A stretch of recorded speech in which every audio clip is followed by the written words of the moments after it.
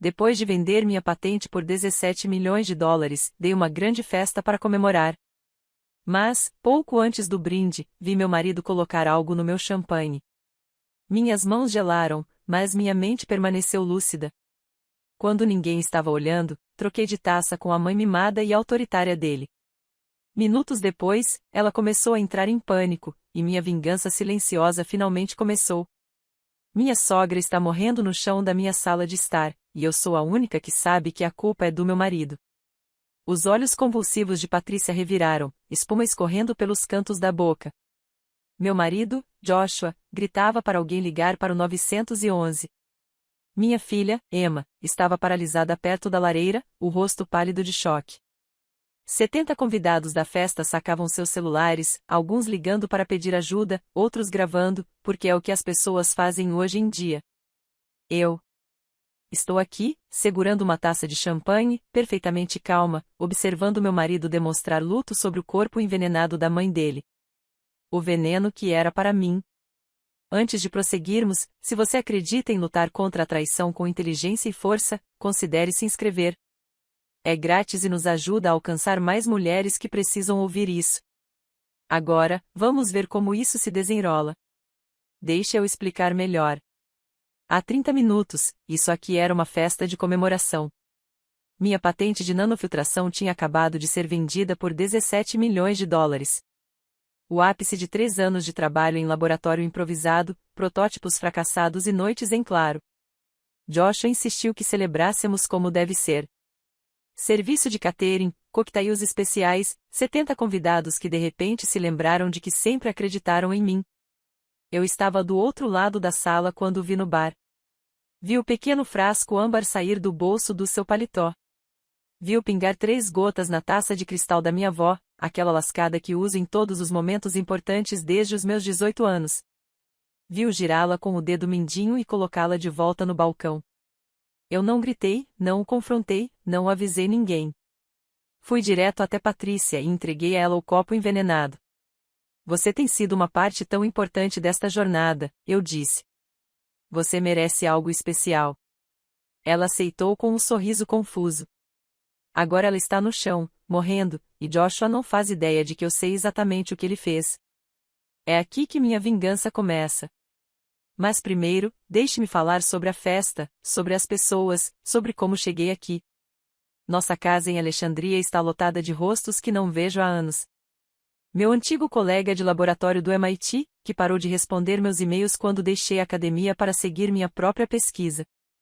O investidor de risco que me disse, há 3 anos, que meu projeto era interessante, mas não viável. Minha tia Carol, que sugeriu que eu arrumasse um emprego de verdade quando eu estava gastando minhas economias para financiar protótipos. Agora estão todos aqui bebendo meu champanhe caro, comendo iguarias servidas por um buffet, me parabenizando como se sempre soubessem que eu conseguiria. Estamos tão orgulhosos de você, Nicole, diz minha tia Carol, apertando meu braço com os dedos carregados de anéis que ela provavelmente não pode pagar. Eu sempre disse à sua mãe que você era especial. Ele não fez isso.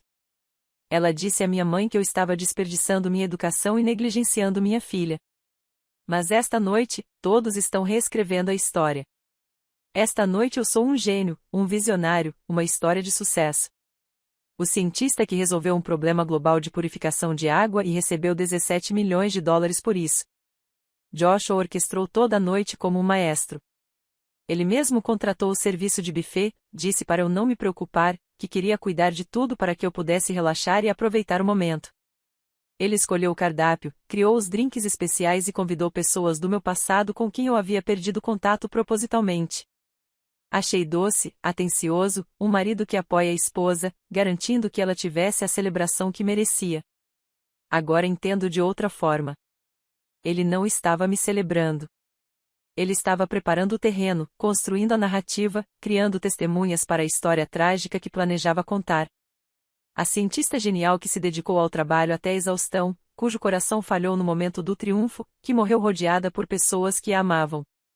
Ele passou a noite toda circulando pelo salão com o terno de grife que comprei para ele no mês passado. Azul marinho, impecavelmente ajustado, combinado com sapatos de couro italiano que custam mais do que o aluguel mensal da maioria das pessoas. Preciso estar à altura da situação, disse ele quando questionei o preço. Quando as pessoas me veem com você em eventos, precisam saber que você é bem-sucedida. Eu pagava sem questionar. Sempre pagava. Esse era o nosso acordo. Eu ganhava o dinheiro. Ele cuidava da nossa imagem. Eu me concentrava na ciência. Ele se concentrava no networking. Parecia justo, complementar, uma parceria onde cada um explorava seus pontos fortes. Só que agora estou vendo-o encantar meus antigos colegas. E percebo que ele não estava gerenciando nossa imagem. Ele estava gerenciando seu futuro, fazendo conexões, construindo relacionamentos, garantindo que, quando eu morresse tragicamente, ele teria uma rede de pessoas bem-sucedidas que o ajudariam a honrar meu legado enquanto gastava meu dinheiro.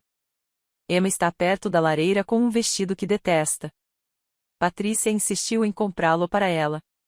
Renda cor creme, formal demais, rígido demais, algo que se usaria num baile de debutantes em 1950.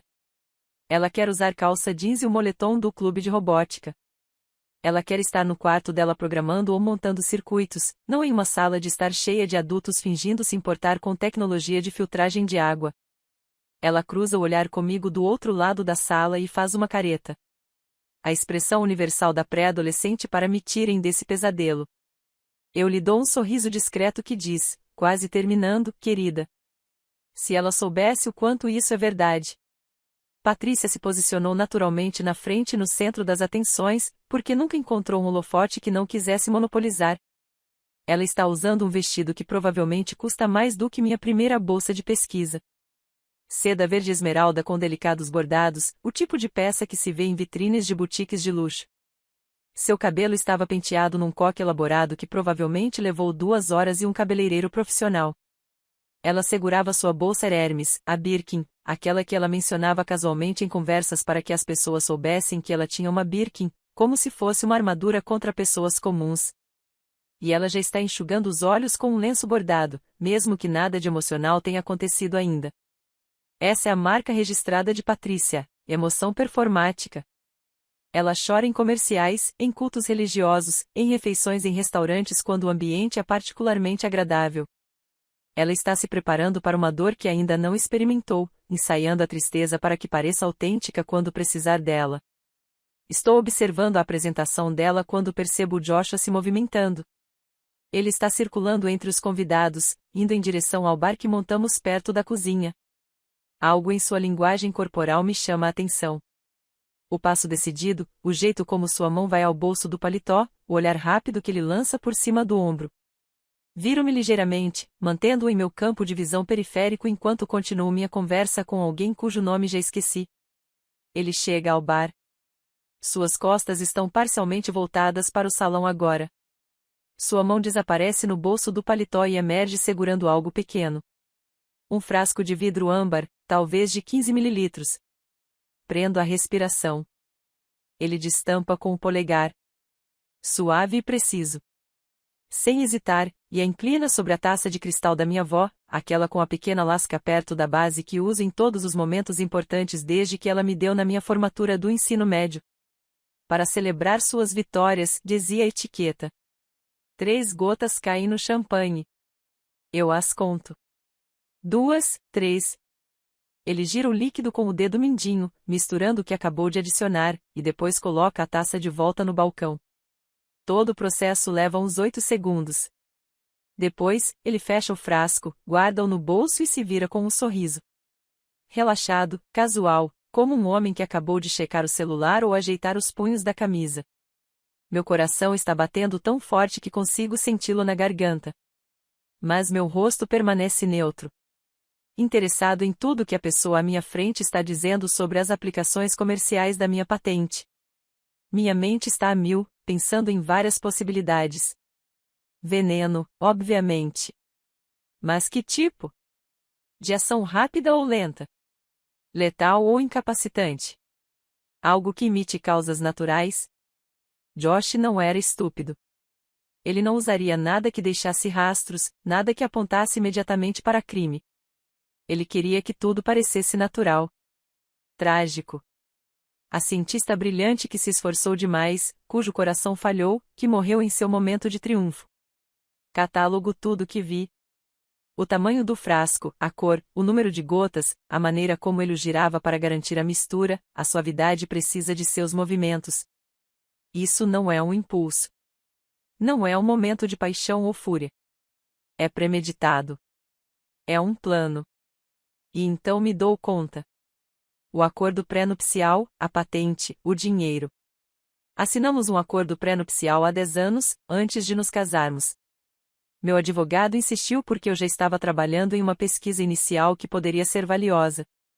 O acordo pré-nupcial é explícito. O que é meu, o que é dele é dele. Em caso de divórcio, Joshua ficaria com a parte dele dos bens conjugais. A casa que compramos juntos, talvez uns $40.000 em economias conjuntas, possivelmente uma pensão alimentícia limitada, mas ele não ficaria com a minha patente, não ficaria com os meus 17 milhões, não ficaria com os royalties que continuarão a fluir por anos, a menos que eu morra. Se eu morrer, meu testamento, aquele que escrevi há 5 anos, quando ainda acreditava que Joshua me amava por razões que não fossem meu potencial de ganho, deixa tudo para ele, tudo. O negócio de Joshua está falindo há 3 anos. Eu sei disso porque venho monitorando discretamente nossas finanças e observando os prejuízos mensais da sua empresa de consultoria se acumularem. Ele se intitula consultor estratégico de negócios e assessor de investimentos. Mas a realidade é que ele vem gastando $8.000 por mês sem gerar praticamente nenhuma receita. 3 anos de prejuízos que totalizam mais de $200.000. Minha renda sustenta a fantasia dele de ser um empreendedor de sucesso. E a Patrícia com suas 2 hipotecas de um apartamento desvalorizado. Patrícia com seu BMW, suas bolsas de grife e o financiamento do spa. Sim, ela tem planos de pagamento para procedimentos estéticos. Patrícia, que há anos vive acima de suas possibilidades, mantendo as aparências enquanto afunda em dívidas. E tem também o irmão de Joshua, Marcos, que se autodenomina especialista em financiamento alternativo, mas na verdade é um agiota. Durante meses, ouvi Joshua falando ao telefone com ele. Algo sobre capital ponte taxas familiares, empréstimos que acarretam consequências quando você não consegue pagar. A imagem se forma na minha mente com brutal clareza. Eles precisam de dinheiro. Eu tenho dinheiro, mas eles não podem acessá-lo enquanto eu estiver vivo. Então, eles precisam que eu morra. E Joshua acabou de colocar veneno no meu champanhe. O brinde está começando. Vejo pessoas se reunindo, procurando lugares na sala de estar. Virando-me para frente, vejo Derek, o sócio de Joshua, se posicionando. Derek, que não contribuiu em nada para minha pesquisa, mas que ficará feliz em se aproveitar do meu sucesso para fazer contatos. Derek, que uma vez me disse que eu deveria considerar uma carreira mais prática. Joshua está se movendo agora, voltando em direção ao bar, provavelmente para garantir que eu pegue o copo certo. O copo envenenado, a taça da minha avó com a lasca característica da qual todos nesta festa já me viram beber centenas de vezes. Mas eu já estou me movendo. Caminhando diretamente em direção a Patrícia com um propósito, como se tivesse algo importante a dizer. Pego as 2 taças de champanhe do bar ao passar. A minha, com a lasca e o veneno. A dela, impecável e intacta. Joshua está 3 passos atrás de mim. Tão perto que o ouço inspirar profundamente ao perceber o que estou segurando. Patrícia, digo com carinho, em voz alta o suficiente para que os convidados próximos ouçam. Você tem sido uma parte tão importante desta jornada. Você merece um brinde com algo especial. Não é mentira. Ela tem sido fundamental para me desmerecer em todas as reuniões de família, sugerindo que Joshua merecia uma esposa mais tradicional e questionando se eu estava negligenciando Emma por trabalhar até tarde. O lugar de uma mãe é com seus filhos, ela disse no dia de ação de graças, com a voz carregada de julgamento enquanto eu ajudava Emma com seu projeto para a Feira de Ciências por videochamada de Genebra. Se alguém merece beber do cálice envenenado da ganância e do desespero do filho, é a mulher que o criou acreditando que o sucesso alheio ameaça sua masculinidade. Patrícia parece confusa por um segundo, provavelmente se perguntando por que estou lhe dando meu copo em vez de deixá-la ficar com o dela. Mas então seu rosto se transforma em uma expressão de agradável surpresa. Oh, Nicole, que gentileza, diz ela, aceitando a flauta de cristal lascada com ares de quem recebe uma homenagem que sempre soube que merecia. Pego o copo dela, seguro. Estou envenenada.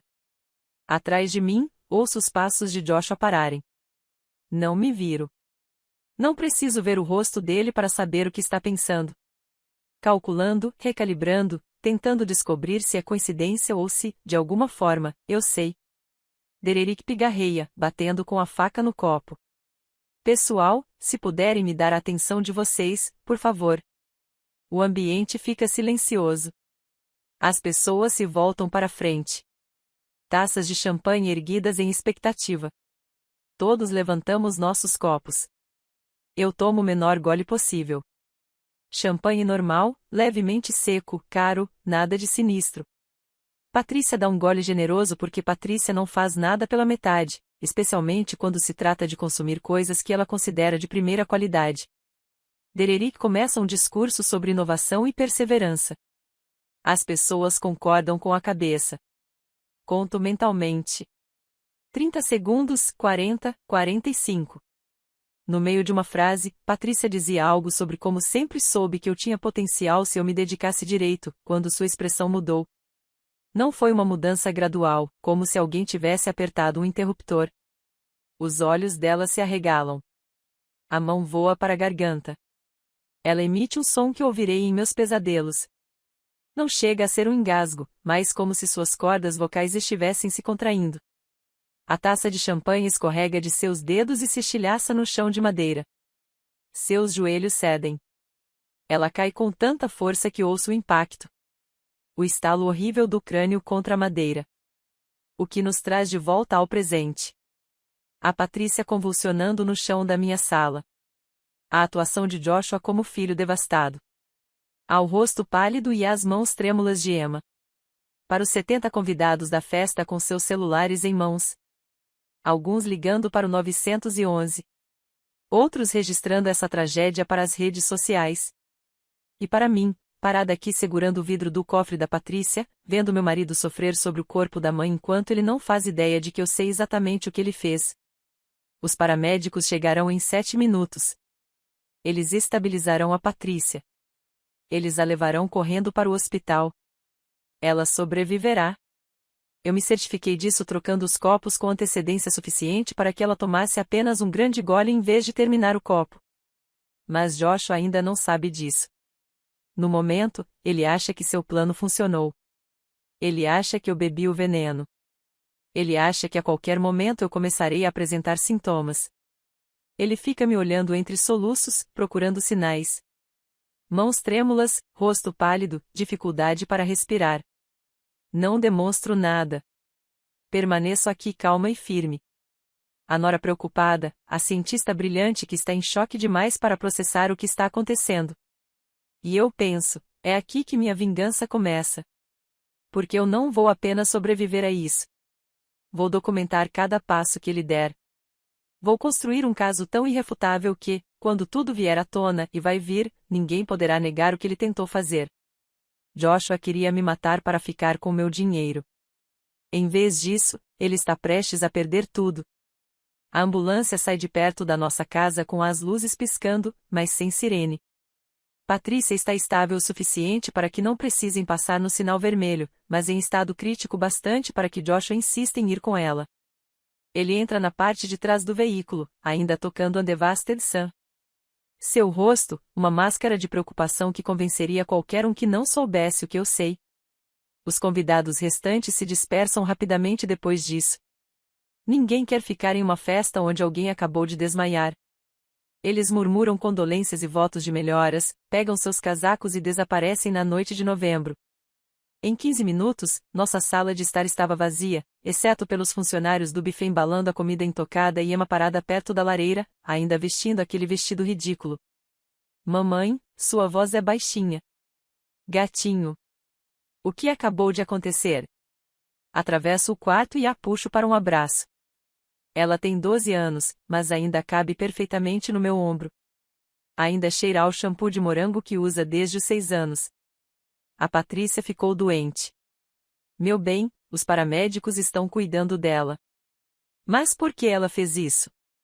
Emma recua, olhando para mim com aqueles olhos castanhos penetrantes que não deixam escapar nada. Foi tão rápido. Num segundo ela estava falando e no outro eu já sabia. Afasto o cabelo do rosto dela. Foi assustador, mas ela vai ficar bem. Emma observa meu rosto, e consigo ver que ela está processando, analisando, tentando entender o que presenciou. Ela sempre foi assim. Metódica, lógica, incapaz de aceitar respostas fáceis quando os dados não se encaixam. Ela puxou isso de mim. Deveríamos ir ao hospital, digo. Pegue seu casaco. O trajeto até o hospital em Nova Alexandria leva 23 minutos. Emma está sentada no banco do passageiro do meu Honda, em silêncio durante os primeiros 15 minutos, olhando pela janela para as luzes da rua que passam rapidamente. Consigo senti-la observar-me com a visão periférica, a estudar o meu perfil, a avaliar as minhas reações. Mãe, ela finalmente diz quando entramos na rodovia. Isso foi muito estranho. Sim, querida. Foi muito estranho. Ela estava bem e, de repente, não estava mais. Emma se vira na cadeira para me encarar de frente. E você estava tão calma. Todo mundo estava surtando, mas você ficou parada ali como se estivesse assistindo a um experimento ou algo assim. Aperto o volante com força. Minha filha é observadora demais para o próprio bem. Às vezes, quando coisas assustadoras acontecem, as pessoas reagem de maneiras diferentes. Algumas entram em pânico. Outras ficam quietas e concentradas. Você está bem? O fato de minha filha de 12 anos estar me perguntando se estou bem? O adulto, o pai, a pessoa que deveria ter tudo sob controle, me diz exatamente o quão ruim a situação parece para ela. Estou bem, minto, mantendo os olhos na estrada. Então eu tomo uma decisão. Emma acabará sendo interrogada pela família, pelos médicos e talvez pelas autoridades, se isso chegar aonde eu acho que vai chegar. Ela precisa saber que o que viu importa. Mas preciso que você se lembre de tudo o que aconteceu esta noite. Tudo. Você consegue fazer isso? Ela fica em silêncio por um momento. Então você quer dizer exatamente o que aconteceu? Exatamente quem estava onde? O que as pessoas disseram, o que você viu? Dou uma olhada rápida nela antes de voltar minha atenção para a rodovia. Às vezes, os detalhes importam mais do que as pessoas imaginam. Emma acena lentamente com a cabeça e eu observo sua expressão mudar de confusa, infantil, para algo mais sério, mais adulto. Sim, eu consigo fazer isso. Boa menina. Não conversamos durante o resto do trajeto, mas eu conseguia sentir o peso do que acabará de acontecer entre nós. O entendimento tácito de que algo significativo ocorrerá naquela noite. Algo que exigia registro, atenção e memória. Naquele momento, minha filha se torna minha testemunha. Em Nova, o pronto-socorro do Hospital Alexandria tem exatamente o mesmo cheiro de todos os hospitais em que já estive. Desinfetante industrial tentando mascarar o odor subjacente de doença e medo. As luzes fluorescentes são muito fortes, fazendo com que todos pareçam pálidos e um tanto cadavéricos. Há uma TV instalada no canto, ligada no noticiário sem som, e uma máquina de café que parece não ter sido limpa desde o governo Clinton. Joshua já está aqui, andando de um lado para o outro na sala de espera como um animal enjaulado. Seu terno de grife está amarrotado, a gravata frouxa, o cabelo despenteado de tanto passar as mãos pelos fios. Ele levanta o olhar quando entramos, e sua expressão facial se torna complexa. Um alívio seguido rapidamente por algo mais que não consigo definir. Decepção. Medo. Nicole. Ele se aproxima e me abraça num abraço que parece forçado, mesmo enquanto acontece. Graças a Deus você está aqui. Não sei o que faria sem você. Por cima do ombro dele, vejo Emma nos observando com uma expressão que é muito perspicaz para uma menina de 12 anos. Como ela está? Pergunto, afastando-me do abraço. Eles estão fazendo testes. Ainda não me disseram nada. Joshua passa a mão pelos cabelos novamente. Isso é uma loucura. Num minuto ela está bem, no minuto seguinte está no chão. Eu simplesmente não entendo o que aconteceu. Ótimo. Sua voz falha nos momentos certos. Sua linguagem corporal grita filho devastado. Se eu não soubesse o que sei, estaria completamente convencido, mas eu sei. E agora estou vendo construir sua narrativa em tempo real. Ele pega o celular e me mostra a tela. Mandei mensagem para todo mundo. Meu irmão Marcos, minha tia linda, os caras do meu escritório. Todo mundo está perguntando o que aconteceu. Dou uma olhada rápida nas mensagens. Mamãe desmaiou na festa da Nicole. Não sei o que aconteceu. Rezem por nós. A mesma mensagem enviada para pelo menos 15 pessoas. Ele está construindo seu álibi, estabelecendo sua história, criando um registro digital do filho devotado que foi pego de surpresa pelo misterioso colapso de sua mãe. Joshua senta-se pesadamente em uma das cadeiras da sala de espera. Sento-me ao lado dele. Emma senta-se do meu outro lado, quieta, mas atenta. Uma enfermeira passa e Joshua a chama. Com licença. Você tem alguma notícia sobre Patrícia Whitmore? Ela chegou há cerca de 30 minutos. A enfermeira consulta seu tablet. O médico virá conversar com você assim que tivermos mais informações. Mas será que ela está bem? Será que ela vai ficar bem? O médico já vai sair, senhor. Joshua recosta-se na cadeira e eu o observo atentamente. Ele não para de me lançar olhares. Olhares rápidos quando pensa que não estou prestando atenção. Ele está me examinando, verificando minhas mãos para ver se estão tremendo, estudando meu rosto em busca de sinais de sofrimento, procurando sintomas porque, em seu plano, eu deveria ser quem desmaiaria. Eu deveria ser quem seria levada às pressas para o hospital. Eu deveria ser quem morreria enquanto ele representava o papel de marido devastado. Um homem de uniforme cirúrgico passa empurrando uma cadeira de rodas vazia. Uma mulher no canto tosse com a boca úmida em um lenço de papel. A TV exibe, sem som, imagens de um acidente de carro na rodovia. E Joshua continua me observando, esperando que eu mostre sinais de que o veneno está fazendo efeito. Eu simplesmente não entendo o que aconteceu, diz ele a um enfermeiro que passa. Ela estava bem 1 minuto atrás. 10 minutos depois, ele repete a mesma coisa para um casal de idosos sentado à nossa frente. Eu simplesmente não entendo o que aconteceu. Ela estava perfeitamente bem. Passados mais 10 minutos, ele repete tudo para a enfermeira da triagem. Eu simplesmente não entendo o que aconteceu. 1 minuto ela estava bem. Contei 5 repetições nos primeiros 30 minutos em que estive lá. Cada vez que sua voz era a mesma, confusa, devastada, desesperada por respostas. Quando alguém se repete tanto, não é por causa de um trauma superado. É ensaio. É para garantir que a história permaneça consistente, porque a inconsistência é como as pessoas são pegas. É construir uma narrativa que resista ao escrutínio. Sento-me em silêncio ao lado dele, com o rosto expressando uma preocupação apropriada, enquanto minha mente cataloga cada inconsistência, cada gesto calculado, cada detalhe da atuação. Emma senta-se do meu outro lado, também observando, também aprendendo, também percebendo que, às vezes, as pessoas que deveriam nos amar são as mais perigosas. Uma médica surge após 40 minutos, com quase 40 anos. Olheiras profundas sugerem que ela está de plantão há muito tempo, e veste um uniforme cirúrgico já bastante gasto. Ela carrega um tablet e exibe uma expressão cuidadosamente neutra. Família de Patrícia Whitmore. Joshua se levanta imediatamente. Essa é minha mãe? Ela está bem? O que aconteceu? A médica alterna o olhar entre nós e eu a vejo medindo, avaliando a quem deve se dirigir. Sua mãe está estável. Iniciamos o tratamento e ela está respondendo bem. Graças a Deus. O alívio de Joshua parece genuíno. Talvez seja genuíno. Afinal, não era para sua mãe ter sido envenenada. O que foi isso? O que aconteceu com ela? A médica escolhe as palavras com cuidado, observando nossas expressões. Ainda estamos realizando uma bateria completa de exames, mas os resultados toxicológicos preliminares sugerem possível intoxicação por alquioides. Especificamente, algo compatível com AITA ou uma neurotoxina similar. A palavra paira no ar como fumaça. Envenenamento. O rosto de Joshua passa por uma série de expressões.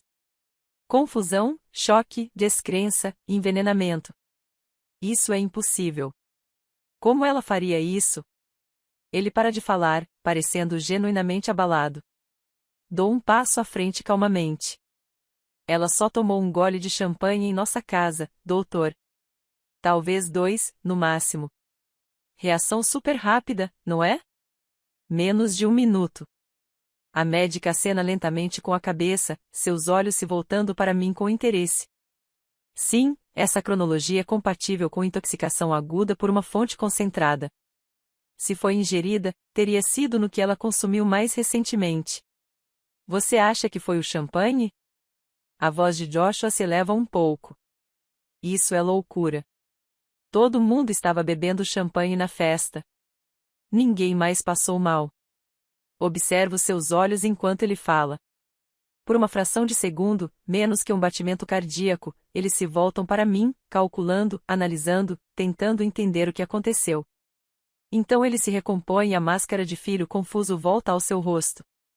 Sim, digo, dando-lhe um pequeno sorriso amigável. Insano.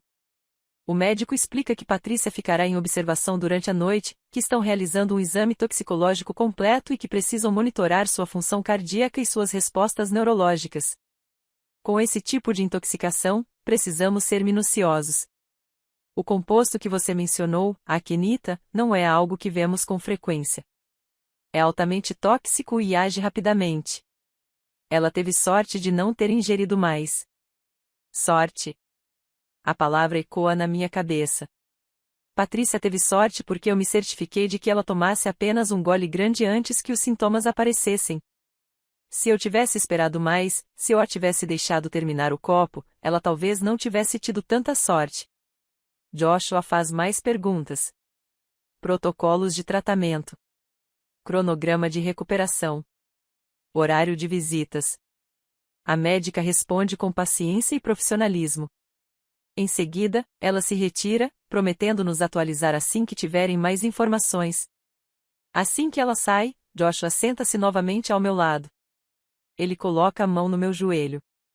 Um gesto de marido solidário, a linguagem física da parceria e da preocupação. Que bom que você está aqui, ele diz suavemente, olhando nos meus olhos com uma expressão que derreteria corações se esses corações não soubessem o que eu sei. Não sei o que faria sem você. Foi então que tudo se encaixou com perfeita clareza cristalina. Ele não está aliviado por sua mãe ter sobrevivido. Ele está confuso por ela ter desmaiado em vez de mim. E agora ele está me examinando em busca de sintomas, verificando se talvez eu também tenha bebido daquele copo. Se talvez o veneno esteja agindo mais lentamente no meu organismo, se talvez o plano dele ainda possa ser salvo. Ele está olhando para as minhas mãos para ver se estão tremendo. Estudando meu rosto em busca de força ou angústia. Observando minha respiração para detectar sinais de dificuldade respiratória. Ele está esperando que eu desmaie porque, na cabeça dele, eu deveria ser a pessoa naquela maca. Eu deveria ser a pessoa com o laudo toxicológico e o prognóstico incerto. Eu deveria ser a pessoa morrendo enquanto ele fingia ser um viúvo de luto e herdava 17 milhões de dólares. Aperto a mão dele de volta, imitando sua expressão de preocupação. Vamos superar isso juntos. Ele sorri. Um alívio genuíno toma conta do seu rosto. E naquele sorriso, eu vejo tudo. Ele acha que está seguro. Ele acha que eu não sei de nada. Ele acha que a troca das taças foi coincidência. Que eu não faço ideia do que ele colocou no meu champanhe. Que ele ainda tem tempo para ajustar o plano e tentar de novo. O que ele não sabe, o que ele ainda não pode saber, é que minha mente já mudou do choque para a análise cirúrgica, da reação para a estratégia. Eu não vou apenas sobreviver a isso. Vou documentar cada movimento que ele fizer, cada mentira, cada inconsistência, cada gesto calculado. E quando tudo isso vier à tona, e virá, ninguém poderá negar o que ele tentou fazer. Emma se move ao meu lado, e sinto sua pequena mão deslizar para dentro da minha. Ela aperta uma vez, uma mensagem silenciosa de solidariedade. O celular de Joshua vibra com mais uma mensagem. Ele a lê, digita uma resposta, seus polegares se movendo rapidamente pela tela, construindo sua narrativa, expandindo sua história, criando a ficção do filho dedicado e marido amoroso envolvido em uma emergência trágica e inexplicável. Eu estava sentada ali, segurando a mão da minha filha, observando meu marido fingir preocupação enquanto planejava meu assassinato, e pensando, você não tem ideia do que começou. Chegamos em casa pouco depois da meia-noite. Emma está exausta, a adrenalina da noite finalmente passando. Ela veste o pijama sem que ninguém peça, escova os dentes e se deita na cama sem as negociações habituais sobre o tempo de tela ou mais um capítulo. Boa noite, mãe, ela murmura, já meio adormecida. Beijo sua testa, puxo o cobertor para cima e fico parada na porta por um instante, observando-a respirar. Minha filha, eles não fazem ideia de quão perto ela esteve de me perder esta noite. Não fazem ideia de que o homem a quem ela chama de padrasto tentou matar sua mãe. Joshua ainda estava no hospital. Ele mandou uma mensagem 1 hora atrás dizendo que queria ficar até Patrícia ser transferida para um quarto normal e que seu irmão Marcos o levaria para casa. Respondi com uma mensagem de apoio, dizendo que ele podia levar todo o tempo que precisasse, que eu estaria presente para a mãe dele, que eu me certificaria de que Emma fosse para a cama em segurança, que eu era a esposa perfeita, a parceira compreensiva, a mulher que não fazia ideia de que o marido tinha acabado de tentar assassiná-la.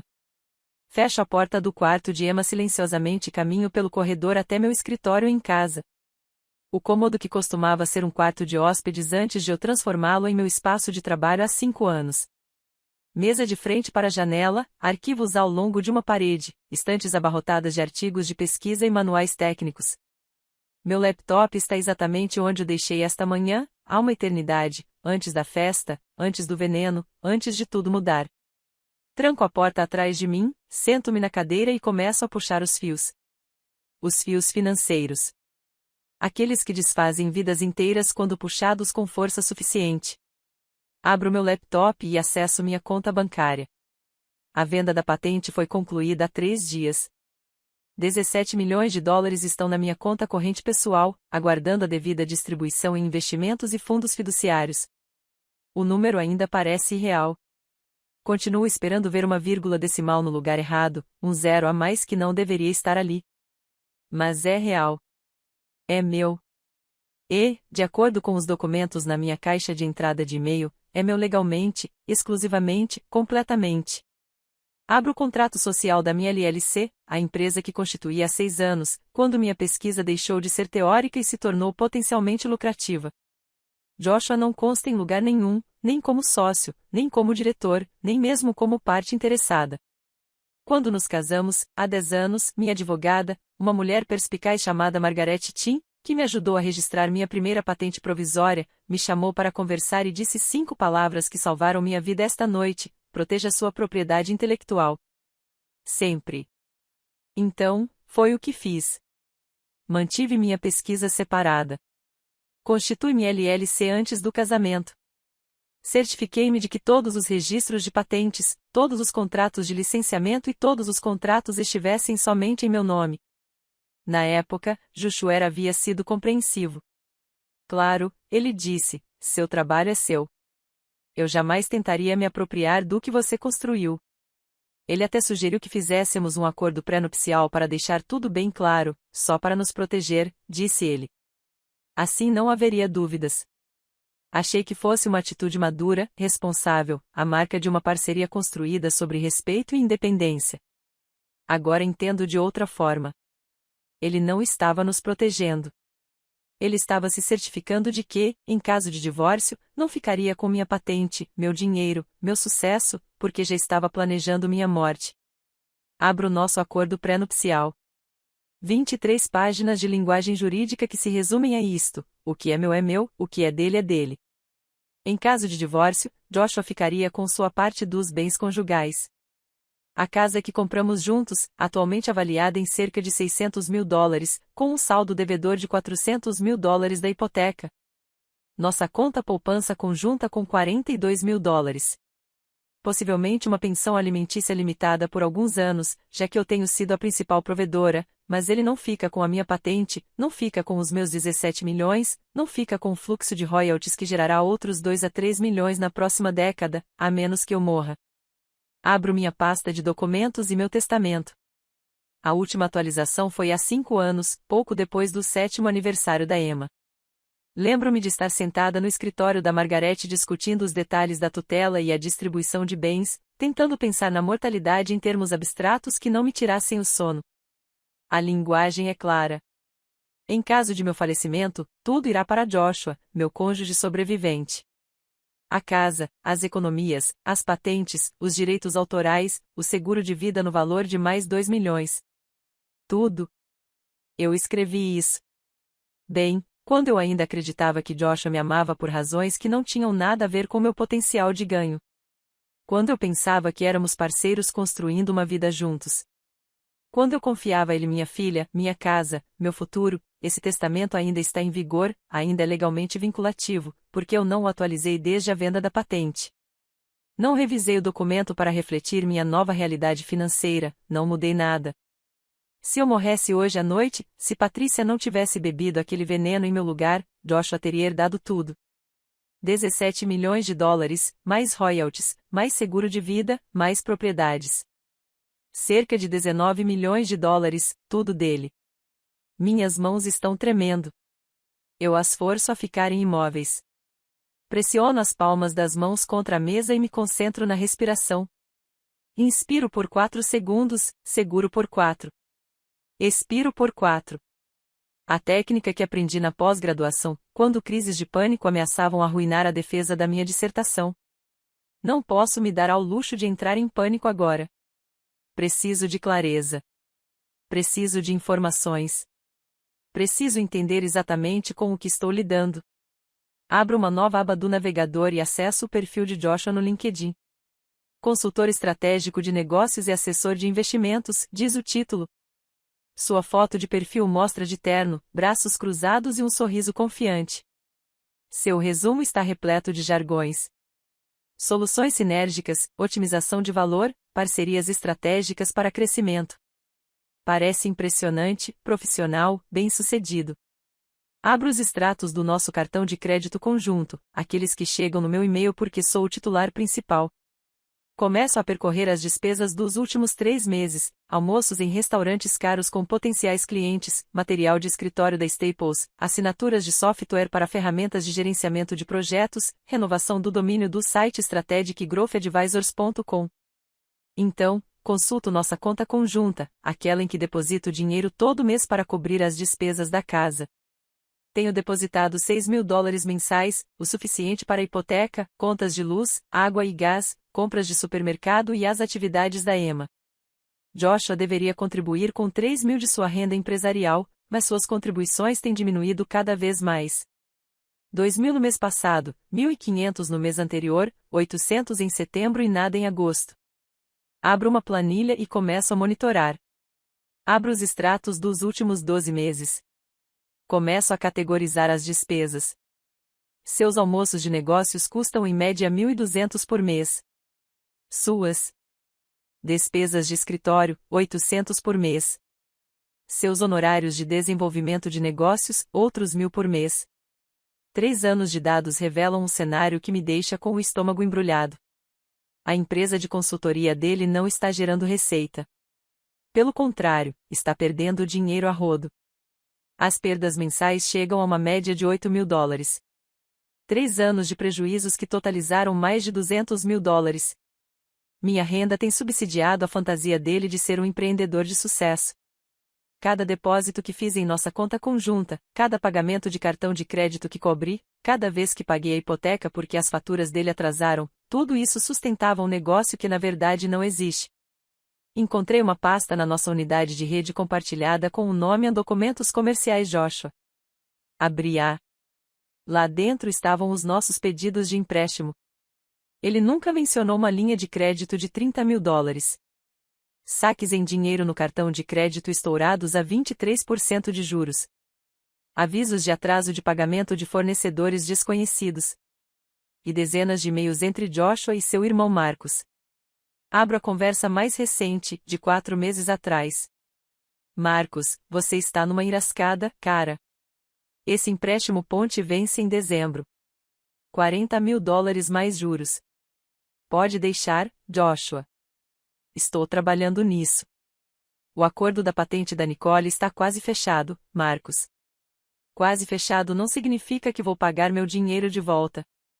Você precisa de um plano, Joshua. Eu tenho um plano. Confie em mim, Marcos. Seus planos não têm sido exatamente lucrativos até agora. Lembra daquela coisa de criptomoedas? Aquela coisa de desenvolvimento de aplicativos. Você está zerado em 6 tentativas, meu amigo. Joshua, isso é diferente. Isso é sólido. Só me dê até o final do ano. Marcos, final do ano. Aí temos um problema. Tarifas para famílias só vão até certo ponto. Recosto-me na cadeira, com o coração disparado. Marcos não é apenas um agiota.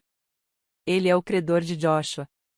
Joshua deve ao irmão $40.000, com juros a vencer em dezembro, daqui a 6 semanas. Abro outra troca de e-mails. Desta vez, entre Joshua e sua mãe, Patrícia. Patrícia, o pessoal do condomínio está ameaçando executar a hipoteca de novo. Preciso de pelo menos 15 mil para quitar a segunda hipoteca. Joshua, mãe, eu já disse que não posso continuar fazendo isso. Eu tenho meus próprios problemas.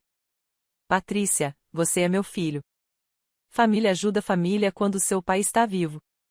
Joshua, papai te deixou endividado porque não conseguia te dizer não. Não vou cometer o mesmo erro. Patrícia, então você vai deixar eles tomarem minha casa depois de tudo que eu fiz por você? Joshua, estou trabalhando em algo. Vai chegar uma grana alta. Aguenta firme até dezembro. Patrícia, eu não tenho até dezembro. Tenho até o fim deste mês. Joshua, então se vira. Consiga outro cartão de crédito. Peça emprestado para a tia Linda. Não posso te ajudar agora. Continuo lendo. Continuo puxando os fios da trama. O quadro que emerge é devastador em sua clareza. Patrícia tem 2 hipotecas de um apartamento em Fairfax que vale menos do que ela deve. Ela está com 3 meses de atraso no segundo pagamento da hipoteca, correndo o risco de perder o imóvel por execução hipotecária. Ela tem um BMW X5 com prestações mensais de $900.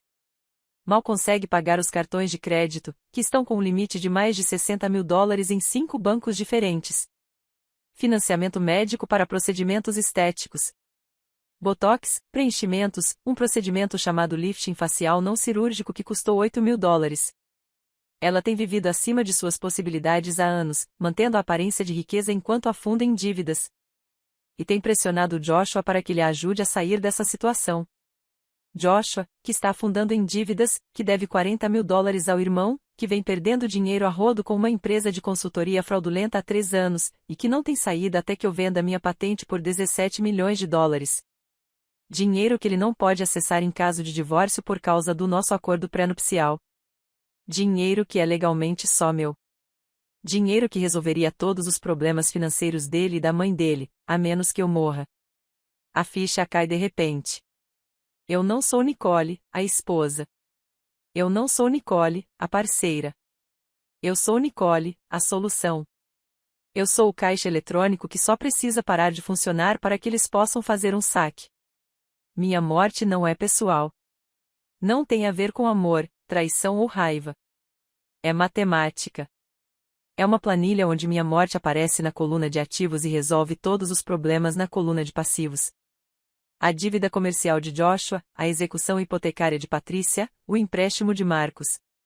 Tudo isso desaparece se eu morrer e Jusher herdar $17 milhões. Isso não foi paixão. Isso não foi raiva. Isso foi planejamento, desespero, talvez até conspiração familiar. Patrícia sabia dos problemas financeiros de Joshua, sabia da venda da patente, sabia que minha morte salvaria seu apartamento e seu estilo de vida. Ela sabia do veneno? Ela participou? Ou era apenas uma beneficiária que optou por não fazer muitas perguntas? Abro um novo documento e começo a digitar, criando uma linha do tempo, documentando tudo o que encontro. Extratos bancários, conversas por e-mail, documentos de empréstimo, saldos de cartão de crédito. Eu tiro print de tudo, salvo em um serviço de armazenamento em nuvem ao qual só eu tenho acesso e protejo os arquivos com senha. Quando termino, o céu lá fora está ficando cinza com a luz do amanhecer. Estou no escritório há 4 horas. Minhas costas doem, meus olhos ardem. Minhas mãos estão dormentes de tanto digitar. Mas eu tenho uma visão financeira completa do porquê meu marido tentou me matar esta noite. E faço uma promessa a mim mesma. Eles estão no meu escritório enquanto o sol começa a nascer. Eles não vão vencer esta. Planejam minha morte como uma transação comercial. Agora vou desmantelar suas vidas como um projeto de pesquisa, metodicamente, completamente, com documentação irrefutável. Fecho meu laptop, destranco a porta do meu escritório, caminho silenciosamente até a cozinha e começo a fazer café. Quando Joshua chega em casa 1 hora depois, estou sentada à mesa da cozinha lendo as notícias no meu tablet, recém-banhada, com a aparência de uma mulher que dormiu tranquilamente a noite toda. Como está a Patrícia? Pergunto, com a voz cheia de preocupação.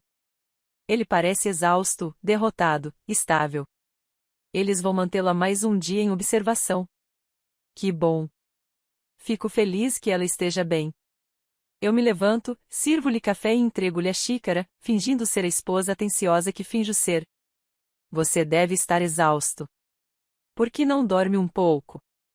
Ele pega o café, examina meu rosto, ainda procurando por sintomas, ainda esperando que eu desmaie.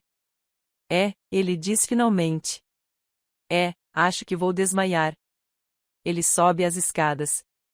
Ouço a porta do quarto fechar e volto a sentar-me à mesa da cozinha, tomando meu café, pensando em planilhas, veneno e o preço da ganância. Eles precisam que eu morra, mas estou bem vivo. E agora sei exatamente por que estão tão desesperados a ponto de quererem matar. Espero até a porta do quarto de Joshua se fechar e eu ouvir o chuveiro ligar antes de pegar meu celular.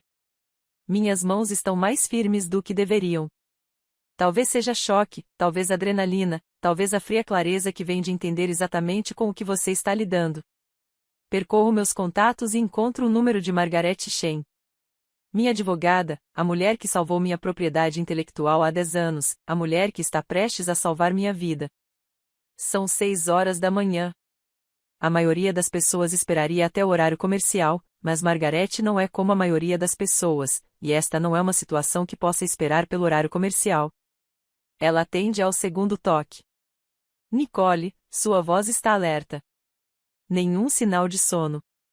Está tudo bem? Não. Mantenho a voz baixa. Vou para o canto mais afastado da cozinha, onde os canos de água nas paredes abafarão qualquer som vindo do andar de cima. Preciso de ajuda. Ajuda jurídica. Hoje? Há uma breve pausa. Ouço o que parece ser uma cafeteira ao fundo. O farfalhar de papéis. Diga-me. Então eu conto. Conto tudo para ela. A festa de comemoração. O pequeno frasco âmbar que vi Joshua tirar do paletó. As 3 gotas que ele pingou na taça de champanhe da minha avó. O jeito como troquei de taça com Patrícia. O desmaio dela. O hospital. O exame toxicológico confirmando o envenenamento por alcaloides. A investigação financeira que realizei ontem à noite. As dívidas crescentes de Joshua, a execução hipotecária de Patrícia, os empréstimos predatórios de Marcos, o cálculo matemático que fazenda com que minha morte valha 19 milhões de dólares. Margaret não interrompe, não solta um suspiro de espanto, não demonstra choque ou descrença. Ela apenas escuta com a intensidade concentrada de alguém que já ouviu coisas terríveis antes e sabe como reagir a elas. Quando termino, há uma pausa. Então, ela diz, certo, hoje vamos entrar em modo de defesa total. Sua voz é firme, clínica, exatamente o que eu preciso. Não compaixão ou horror, mas estratégia. Primeiro a coisa a fazer, ela continua, e agora consigo ouvi-la digitando. Digitações rápidas e frenéticas. Precisamos comprovar sua capacidade cognitiva por meio de uma avaliação independente. Se Joshua está desesperado o suficiente para envenená-la, está desesperado o suficiente para tentar declará-la incapaz. Para colocá-la sob tutela ou curatela, onde ele controlará seus bens e as decisões médicas. Meu estômago se contrai. Ele consegue fazer isso? Se ele conseguir convencer um juiz de que você está com declínio mental ou tomando decisões irracionais, sim, isso já aconteceu antes. Geralmente com parentes idosos, mas a lei se aplica a qualquer pessoa. E com 17 milhões em jogo, ele vai tentar. Ela faz uma pausa. Vou ligar para a doutora Sarah Feldman. Ela é uma neuropsicóloga especializada em avaliações de competência. Ela já testemunhou em 75 casos de tutela. Suas avaliações são juridicamente irrefutáveis. Você pode estar no consultório dela às 9 horas. Dou uma olhada no relógio. 3 horas. Sim. Ótimo. Vou te mandar o endereço por mensagem. Traga sua carteira de motorista e o comprovante do seguro. A avaliação vai levar de 3 a 4 horas. Ela vai testar sua memória, função cognitiva, capacidade de tomada de decisão, tudo. No final, você terá um documento legalmente válido que comprova que você é plenamente capaz de administrar seus próprios assuntos. Certo. Estou anotando em um pedaço de papel toalha com uma caneta da gaveta de tranqueiras. O que mais? Planejamento sucessório. Seu testamento atual deixa tudo para Joshua. Precisamos mudar isso imediatamente. Estou elaborando novos documentos hoje. Fundos fiduciários irrevogáveis que excluem Joshua e Patrícia nominalmente. Fundo fiduciário familiar com Emma como beneficiária. Uma empresa administradora fiduciária gerenciando tudo. Joshua não poderá mexer em seus bens, mesmo que algo aconteça com você. O alívio que me invade é quase físico. Quão rápido podemos fazer isso? Documentos redigidos até o final do dia. Assinatura amanhã de manhã. Com efeito imediato. Mais digitação. Também estou colocando alertas de fraude em todas as suas contas financeiras. Cartas para todos os bancos explicando que houve tentativas de transações fraudulentas e que nenhuma alteração deve ser processada sem a confirmação direta sua e minha. Tornamos o acesso ao seu dinheiro tão complicado que ele precisaria de uma ordem judicial. Ouço o chuveiro desligar lá em cima. Joshua vai descer logo. Só mais uma coisa, digo baixinho. Preciso de provas agora. É a minha palavra contra a dele sobre o que eu vi. Preciso de documentação do que ele está fazendo. Câmeras de segurança, diz Margaret imediatamente. Conheço uma empresa. Eles podem instalar câmeras hoje mesmo no seu escritório, quarto, áreas comuns. Ativadas por movimento, com backup na nuvem, admissíveis em tribunal. Se ele tentar qualquer outra coisa, teremos tudo gravado. Faça isso. E Nicole. A voz dela suaviza um pouco. Você precisa agir com total normalidade. Não o confronte. Não deixe que ele saiba que você suspeita de algo. Apenas documente tudo e deixe que eu cuide da parte jurídica. Você consegue fazer isso? Penso em sentar-me à mesa com Joshua no jantar esta noite. Dormir na mesma casa, fingindo que está tudo bem, sabendo que ele tentou me matar. Sim, eu consigo fazer isso. Ótimo.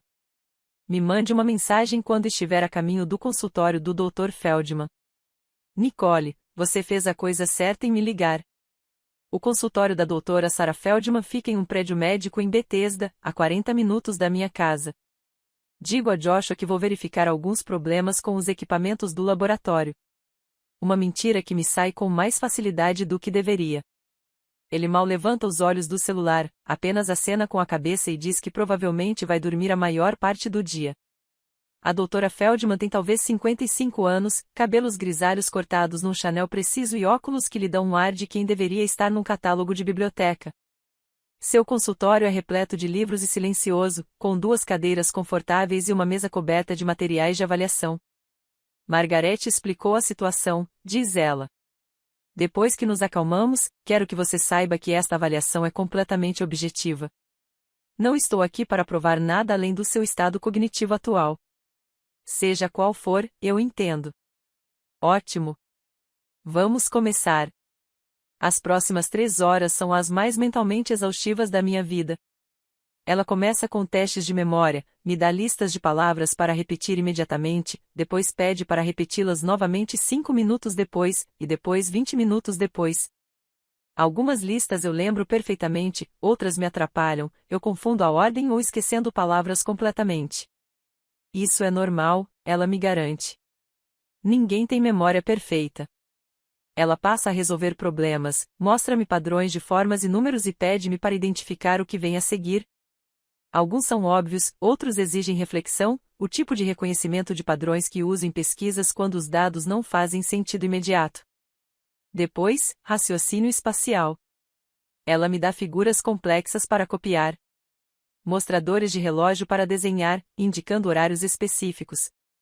Quebra-cabeças tridimensionais para girar mentalmente. Conte de trás para frente a partir de 100, de 7 em 7, diz ela, com a caneta pairando sobre suas anotações. 193, 86, 79. Continuo até chegar a 2. Meu cérebro trabalhando a todo vapor para acompanhar os cálculos enquanto lido com o estresse de ser avaliado. Ela pergunta sobre os acontecimentos atuais. Quem é o presidente? Quem são os senadores da Virgínia? Quais foram as principais notícias que dominaram os noticiários recentemente? Questões de geografia. Capital da França. Localização do Rio Nilo. Quais países fazem fronteira com a Alemanha? Explique-me este provérbio: quem tem telhado de vidro não deve atirar pedras no ponto. Significa que você não deve criticar os outros por defeitos que você mesmo tem. Se você está vulnerável, não ataque. Ele acena com a cabeça, escreve algo e passa para o próximo. O que significa quando alguém diz, não chore pelo leite derramado? Não perca tempo se lamentando por coisas que já aconteceram e não podem ser mudadas. Siga em frente em vez de ficar remoendo os erros. Mais testes, semelhanças e diferenças.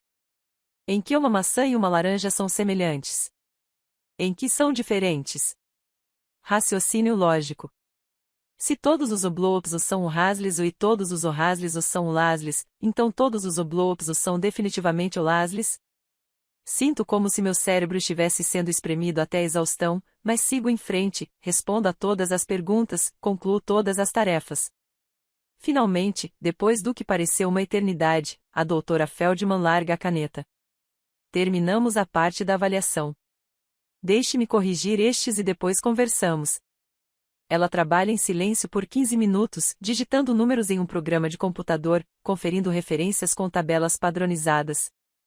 Eu fico sentado no escritório silencioso, ouvindo o tic-tac do relógio na parede, me perguntando se todo o meu futuro depende do reconhecimento de padrões e da contagem regressiva. Tudo bem. Ela se vira para mim e sua expressão é neutra, mas não hostil. Com base nesta avaliação, você não apresenta sinais de comprometimento cognitivo. Sua memória é excelente, estando dentro do percentil 95 para sua faixa etária. Suas habilidades de raciocínio e resolução de problemas são excepcionais, o que faz sentido considerando sua formação científica. Sua percepção espacial está acima da média. Sua base de conhecimento é sólida. Não há absolutamente nenhum indício de demência, declínio da capacidade mental ou qualquer condição que o impeça de administrar seus próprios assuntos. O alívio é tão intenso que me sinto tonto. Portanto, se alguém tentasse alegar que eu não era competente, esta avaliação impediria essa alegação imediatamente. Ela imprime um documento, assina com um floreio e me entrega. Este é um documento médico juridicamente vinculativo que comprova que você é plenamente capaz de tomar suas próprias decisões, sejam elas financeiras, médicas ou pessoais. Estou enviando uma cópia autenticada para Margarete também. Acolho o documento com as mãos trêmulas. Obrigado. De nada. Ela faz uma pausa. Margarete me disse que alguém pode estar tentando extorquir você financeiramente. Normalmente não digo isso, mas tenha cuidado, doutora Whitmore. As pessoas fazem coisas terríveis por dinheiro. Eu sei, digo baixinho. Estou aprendendo exatamente o quão terrível é. Quando chego em casa, já passa das 14 horas. Joshua está acordado, sentado à mesa da cozinha com o laptop aberto, rodeado de papéis que fecha às pressas quando entro. Como estão os equipamentos do laboratório? Ele pergunta. Resolvido. Apenas um problema de calibração. A mentira agora me vem com facilidade. Estou ficando bom nisso. O desempenho do normal, a atuação necessária para sobreviver na própria casa. Meu celular vibra. É uma mensagem da Margarete. A empresa de segurança estará aí às 16 horas. Diga ao Joshua que eles estão instalando um sistema de segurança melhorado. Eu já fiz o pagamento. Dou uma olhada rápida em Joshua. Aliás, agendei uma visita de uma empresa de segurança para hoje à tarde. Para atualizar o sistema. Com toda a repercussão sobre a venda da patente, Margarete achou que seria inteligente reforçar a proteção. Josh acena lentamente com a cabeça. Boa ideia. Melhor prevenir do que remediar. Ah, acho que só de observá-lo. Você realmente não consegue.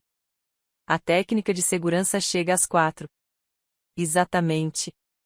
Uma profissional chamada Kim que conversa em voz baixa com Joshua sobre câmeras e sensores de movimento enquanto instala exatamente o que Margaret havia especificado.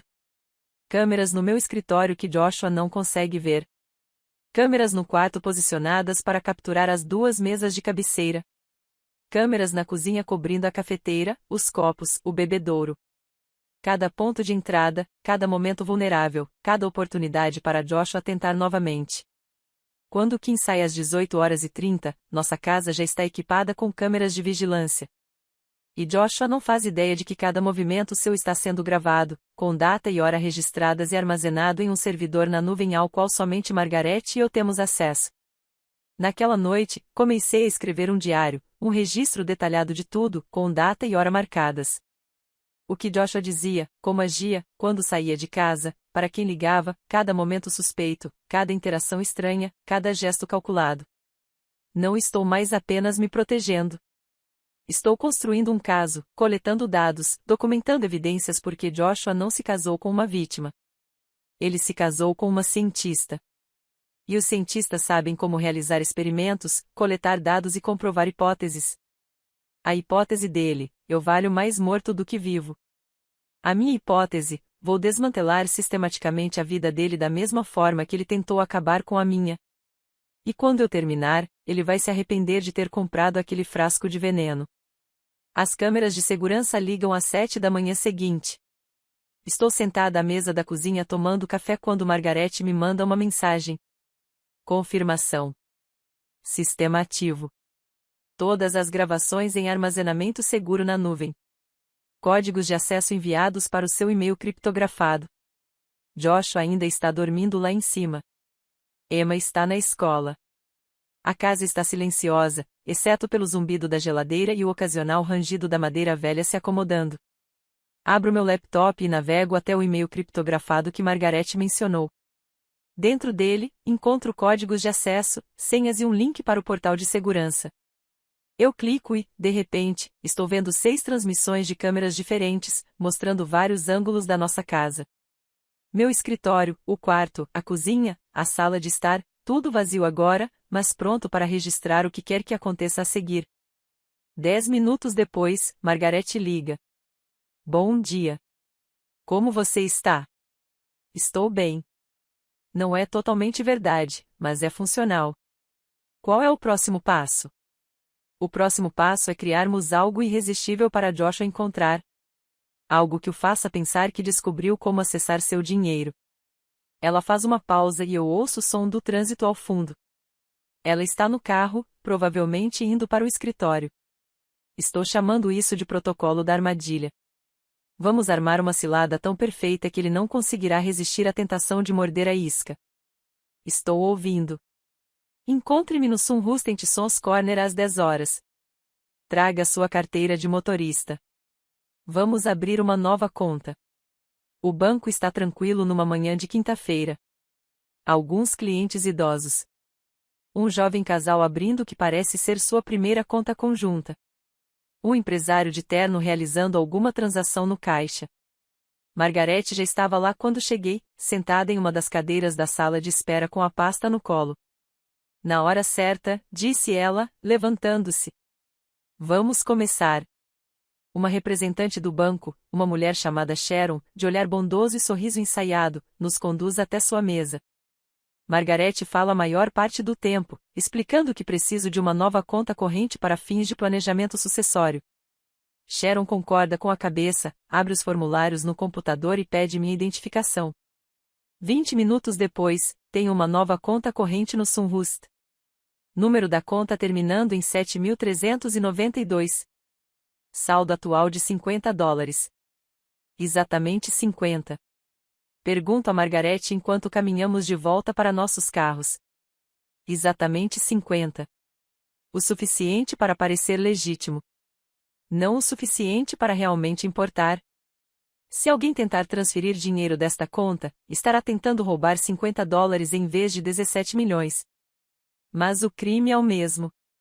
Acesso não autorizado, tentativa de roubo, fraude. O valor não altera as acusações. Ela tira uma pasta da maleta e me entrega. Estes são seus documentos falsos de planejamento patrimonial.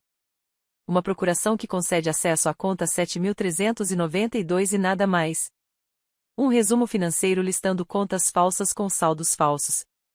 O único número de conta real é o da Sunrust com $50. Folheio os documentos. Parecem completamente legítimos. Linguagem jurídica adequada, formatada corretamente, com carimbos e assinaturas de aparência oficial.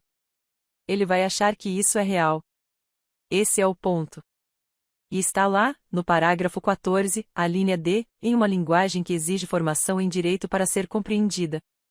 Diz que qualquer tentativa de exceder a autoridade concedida neste documento constitui fraude e anula o acordo.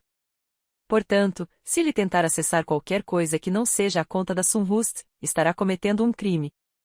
E se ele tentar sacar dinheiro da conta da Sunrust sem sua autorização, também estará cometendo um crime. E quanto às contas falsas? Ele não tentará acessá-las? Margaret sorri. Não é um sorriso agradável. É aí que a coisa fica interessante. Volte ao meu escritório. Quero lhe mostrar algo. O escritório de Margaret fica em um prédio residencial reformado em Arlington, a 20 minutos do banco. Sua sala de reuniões tem uma grande tela fixada na parede, que atualmente exibe o que parece ser uma página de login de uma corretora. Isto, diz Margaret, apontando para a tela, é um site falso que se parece exatamente com o portal da sua corretora. Mesmo logotipo, mesmo layout, mesma página de login. Mas não é real. É uma armadilha criada para registrar todas as tentativas de acesso. Dou um passo mais perto da tela. É incrivelmente convincente, idêntica ao portal real que eu usava para verificar minhas contas de investimento. Como funciona? Meu consultor de te construiu. Está hospedado em um servidor seguro. Quando alguém inserir as credenciais de login falsas que incluímos em seus documentos de planejamento patrimonial, o site parecerá permitir o acesso. Eles verão saldos de contas falsos que correspondem aos números do resumo financeiro. Se alguém tentar iniciar uma transação, digamos, uma transferência bancária, o site parecerá processá-la, mas, na verdade, estará registrando tudo: endereço IP, dispositivo, impressão digital, data e hora, valor exato que estão tentando transferir, conta de destino, tudo. Então, quando Joshua tentar roubar meu dinheiro, ele criará um registro completo da tentativa de fraude sem nem mesmo saber. Cada clique, cada transação, cada movimento que ele fizer será documentado e poderá ser usado como prova no tribunal. Afundo em uma das cadeiras da sala de conferências. A elegância dela é quase bela. Ele vai achar que está sendo esperto, acessando minhas contas sem que eu saiba, movimentando dinheiro. Exatamente. E durante todo esse tempo ele estará construindo a sua própria argumentação contra si mesmo. Margaret senta-se à minha frente. Mas isso só funciona se ele encontrar os documentos e acreditar que são verdadeiros. O que significa que você precisa deixá-los em algum lugar onde ele certamente procurará, mas não em um lugar tão óbvio que o faça suspeitar. É um arquivo, digo imediatamente. No meu escritório. Ele já mexeu nele antes. Percebi que algumas coisas foram movidas, os papéis estão em uma ordem ligeiramente diferente. Ele acha que eu não presto atenção a esses detalhes. Perfeito. Coloque a pasta lá dentro, etiquetada como Planejamento Patrimonial Confidencial, na letra E, faça parecer que você arquivou e esqueceu. Ela me entrega a pasta, verde escura, com aparência profissional, exatamente o tipo de coisa que eu usaria para documentos importantes. Dentro dela estão a procuração falsa, o resumo financeiro falso e uma folha impressa com as credenciais de login para o site de armadilha. Mais uma coisa, diz Margaret, você precisa agir com total normalidade. Não mude sua rotina. Não haja de forma suspeita ou paranoica. Simplesmente siga sua vida como se nada estivesse errado. Você consegue fazer isso? Penso em estar sentada à mesa com Joshua no jantar esta noite, dormindo na mesma casa, mantendo a ilusão de que confio nele, de que não tenho ideia do que ele tentou fazer. Sim, eu consigo fazer isso. Ótimo! Porque no momento em que ele perceber que tudo isso está desmoronando, ele vai destruir provas, mudar a história, talvez até fugir. Precisamos que ele se sinta seguro, que pense que está se safando. Naquela tarde, guardei a pasta no meu arquivo, posicionada exatamente onde alguém que a procurasse a encontraria. Depois, segui com meu dia, preparei o jantar, ajudei Emma com a lição de casa, assisti à TV como uma pessoa normal cujo marido não tentou envenená-la recentemente. Joshua chega em casa por volta das 6, alegando que passou o dia no escritório. Não pergunto o que ele estava fazendo, pois já sei a resposta. Nenhum trabalho de verdade, apenas mais uma atuação de consultor de sucesso. Como está a Patrícia? Pergunto durante o jantar. Melhor. Ela vai ter alta amanhã. Ele mexe na comida no prato. Os médicos ainda não sabem o que causou isso. Algum tipo de toxina, mas não conseguem identificar a origem. Que medo, digo, com a voz carregada de preocupação. Ainda bem que ela está bem. Sim, eu também. Ele me olha de relance e há algo em sua expressão que não consigo decifrar. Cálculo, talvez. Avaliação. Na verdade, com tudo o que aconteceu, a venda da sua patente, o colapso da sua mãe, todo o estresse, talvez devêssemos revisar nosso planejamento sucessório. Garantir que tudo esteja em ordem. Sinto um aperto no estômago, mas mantenho a expressão neutra. Isso provavelmente é inteligente. De qualquer forma, devo ligar para Margarete. Atualizar meu testamento agora que o dinheiro foi liberado. Certo. Exatamente. Ele acena com a cabeça, entusiasmado. Entusiasmado demais, só para garantir que tudo esteja protegido para Emma, sabe, caso algo aconteça com algum de nós. Boa ideia, digo, sabendo exatamente o que ele está pensando. Ele quer saber se eu já alterei meu testamento, se o excluí como beneficiário, se a janela de oportunidade dele está se fechando. Depois do jantar, volto para o meu escritório, alegando que preciso responder alguns e-mails. Joshua diz que vai assistir à TV, sento-me à minha mesa com o laptop aberto, mas na verdade estou assistindo às imagens das câmeras de segurança no meu celular. Às 21h47, o sensor de movimento do meu escritório dispara, mesmo eu estando no quarto de hóspedes. Mudo para a transmissão da câmera. Lá está Joshua, iluminado pela luz da minha luminária de mesa, parado em frente ao meu arquivo. Meu coração começa a disparar, mas me obrigo a ficar parada, a observar, a documentar. Ele abre a gaveta, aquela etiquetada com as letras GAL. Sua mão vai imediatamente para a pasta verde. Ele a retira, olha de relance para a porta para se certificar de que ninguém está vindo e começa a folhear o conteúdo.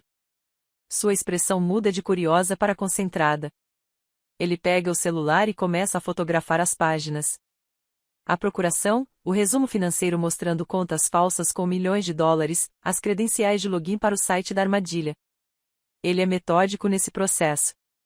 Garante que tudo seja fotografado com clareza. Dá zoom nos números de conta e senhas. Ele não faz ideia de que cada movimento está sendo gravado em alta definição.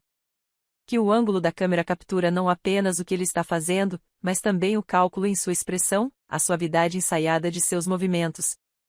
Isso não é impulso. Não é desespero que o torna imprudente. Isso é planejado. Cuidadoso. As ações de alguém que já fez isso antes, que pensou exatamente no que precisa e em como conseguir sem ser pego. Ele fotografa a última página, coloca a pasta de volta exatamente no lugar onde a encontrou, fecha a gaveta e sai do meu escritório. Eu observo caminhar pelo corredor, sua postura relaxada, sua expressão satisfeita. Ele pensa que acabou de encontrar as chaves da minha fortuna. O que ele realmente encontrou é a prova que vai destruí-lo. Fiz uma captura de tela da gravação dele no arquivo. Salvei no meu armazenamento em nuvem criptografado e mandei uma mensagem para Margarete. Ele mordeu a isca. 21h47, vídeo gravado. A resposta dela vem 30 segundos depois. Perfeito. Não interaja. Estou monitorando o site Honeypot. Se ele tentar fazer login, saberei imediatamente. Não preciso esperar muito. Às 22h14, meu celular vibra com um alerta da Margarete. Tentativa de login. O endereço IP corresponde à sua rede doméstica. Usuário acessando a conta falsa 7.392. Usuário visualizando o saldo falso. Usuário tentando iniciar uma transferência bancária. Outra mensagem. Valor: $3.200. Destino: conta com final 847. Essa é uma conta do Sunroost em nome de Joshua. Ele está literalmente tentando transferir dinheiro da sua conta para a dele. Faço capturas de tela dos alertas, adiciono-as à minha pasta de evidências e sinto algo frio e cortante se instalar no meu peito. Não exatamente satisfação, não exatamente vindicação, algo mais sombrio. Joshua não é apenas desesperado, ele é estúpido. Ele fotografou documentos e tentou cometer fraude em menos de 2 horas. Ele não conseguiu esperar. Não conseguiu ser cauteloso. Sua ganância o tornou imprudente. E essa imprudência criou uma prova irrefutável para a acusação. Margaret envia outra mensagem. Transação registrada. Endereço IP, dispositivo, impressão digital, registro de data e hora, valor, destino, tudo. Isso é fraude clássica, fraude eletrônica, roubo de identidade, acesso não autorizado.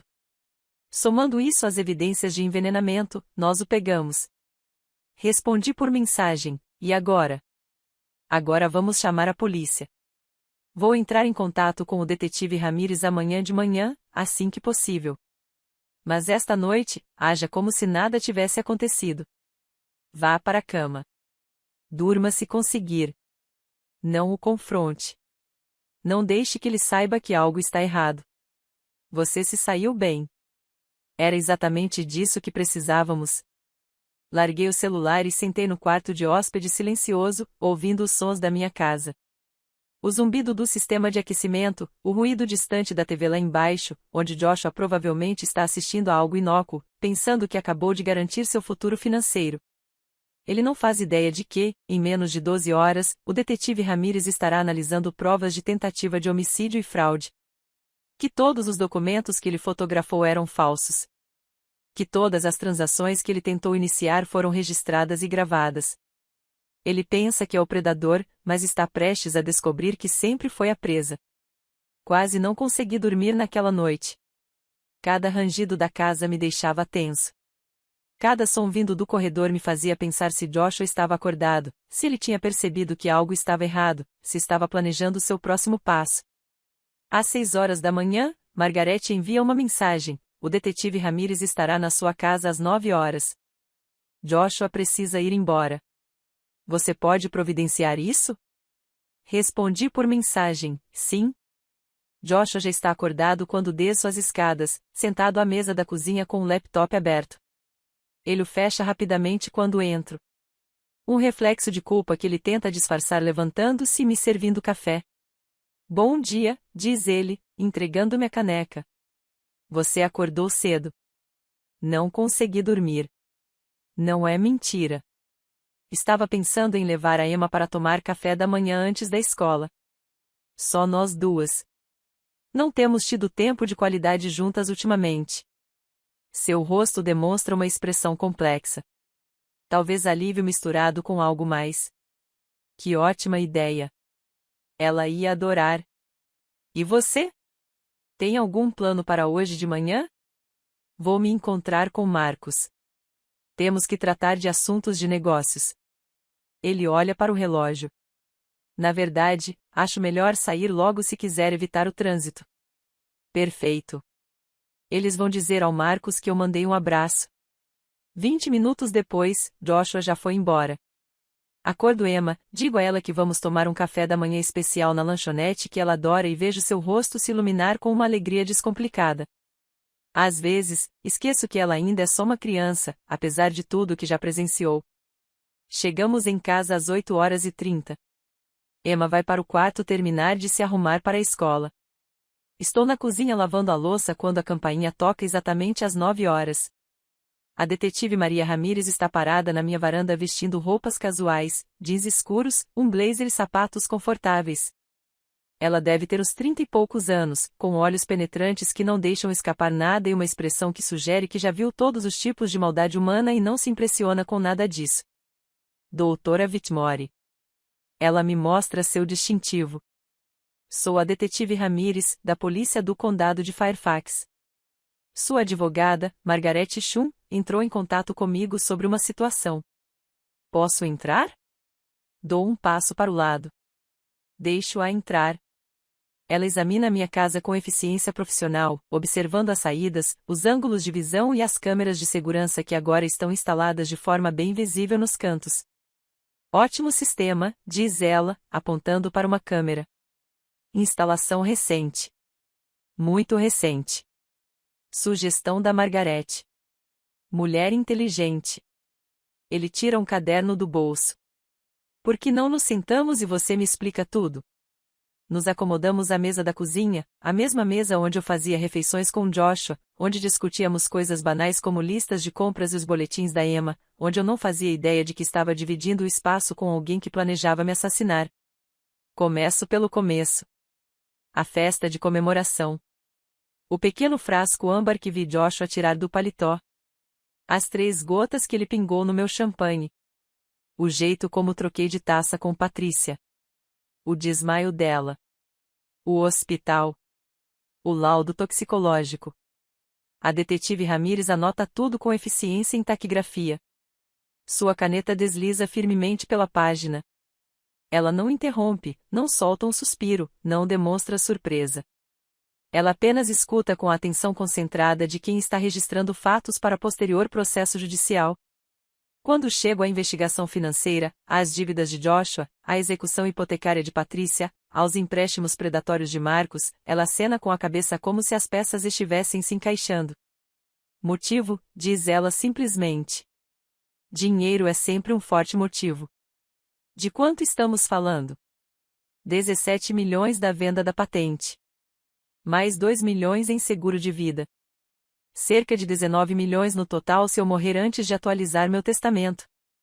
Ela nota isso, sublinha, e ele não poderá acessar nada disso se vocês se divorciarem. Não há acordo pré-nupcial. Tudo é propriedade individual. Mas, se você falecer, por testamento, deixa tudo para ele. O testamento atual significa que você não o alterou desde a venda da patente. Ainda não. Margaret está elaborando novos documentos agora. Estruturas fiduciárias que excluem Joshua e Patrícia nominalmente. A detetive Ramírez pousa a caneta e olha diretamente para mim. Doutora Whitmore, a senhora ainda tem a taça de champanhe? Aquela da qual Patrícia bebeu. Eu me levanto, vou até o meu congelador e retiro o saco plástico lacrado que guardo como amostra. Dentro dele está a flauta de cristal lascada da minha avó. O líquido dentro está completamente congelado. Sorrisos cativantes. É breve, profissional, mas genuíno. Você anda assistindo a programas de perícia forense. Sou cientista, respondo. Documento tudo. Ela tira luvas de látex do bolso do casaco. Aparentemente, os detetives simplesmente carregam essas luvas, e examina cuidadosamente o saco sem abri-lo. Isso é bom. Muito bom. Vamos enviar para o laboratório para análise. Se for a quinita, como o hospital sugeriu, e pudermos provar que veio do seu copo, temos uma tentativa de homicídio. Ela guarda o documento em um envelope oficial para provas, que encontra no carro, e o etiqueta com os números do processo e os horários. Observá-la trabalhar com tamanha eficiência profissional me traz uma sensação de alívio.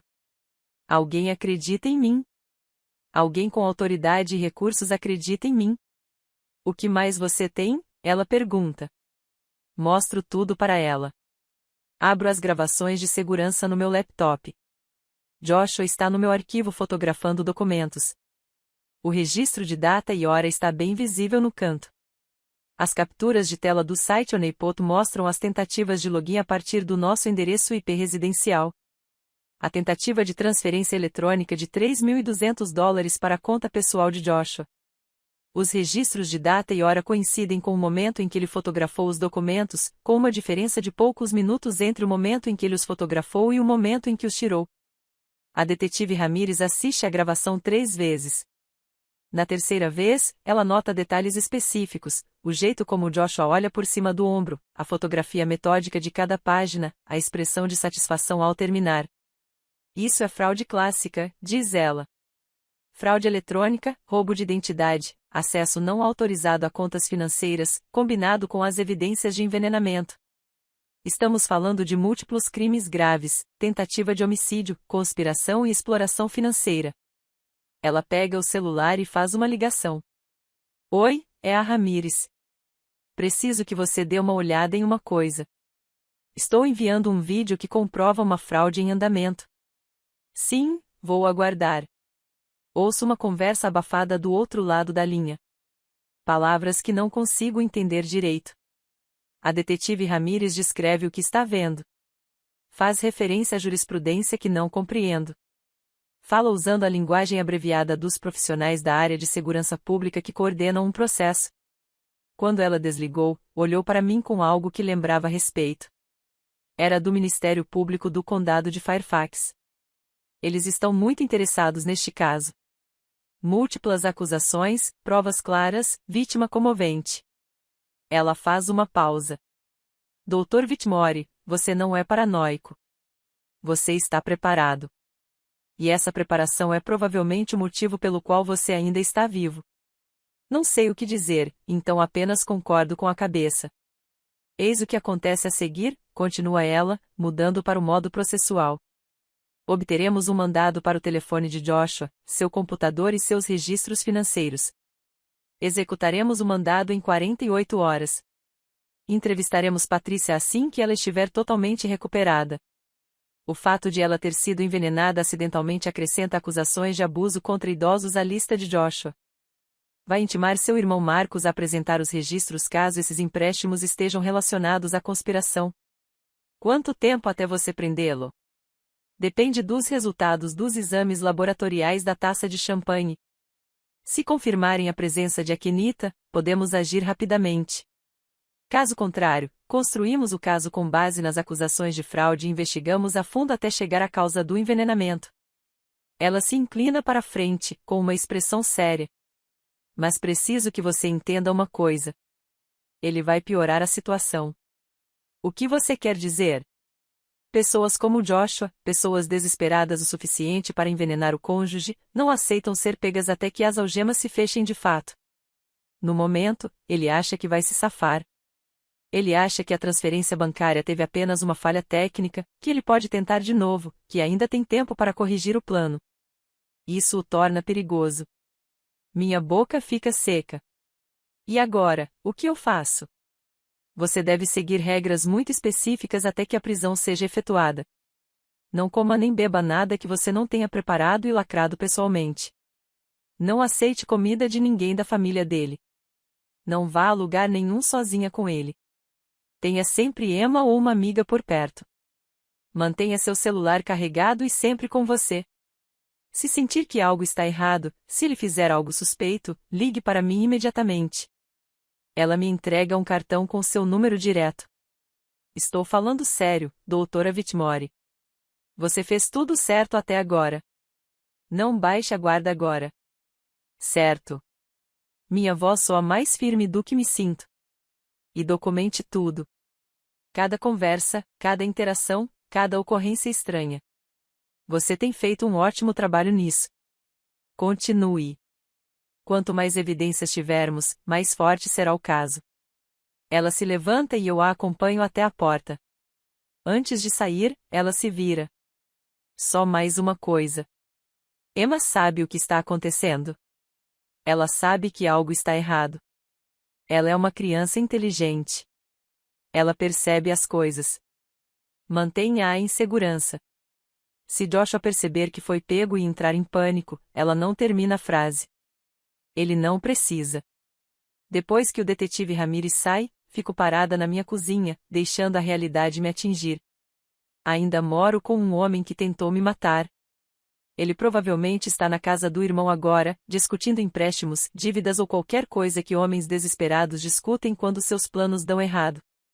Ele estará em casa para o jantar. Jantaremos juntos, dormiremos na mesma casa.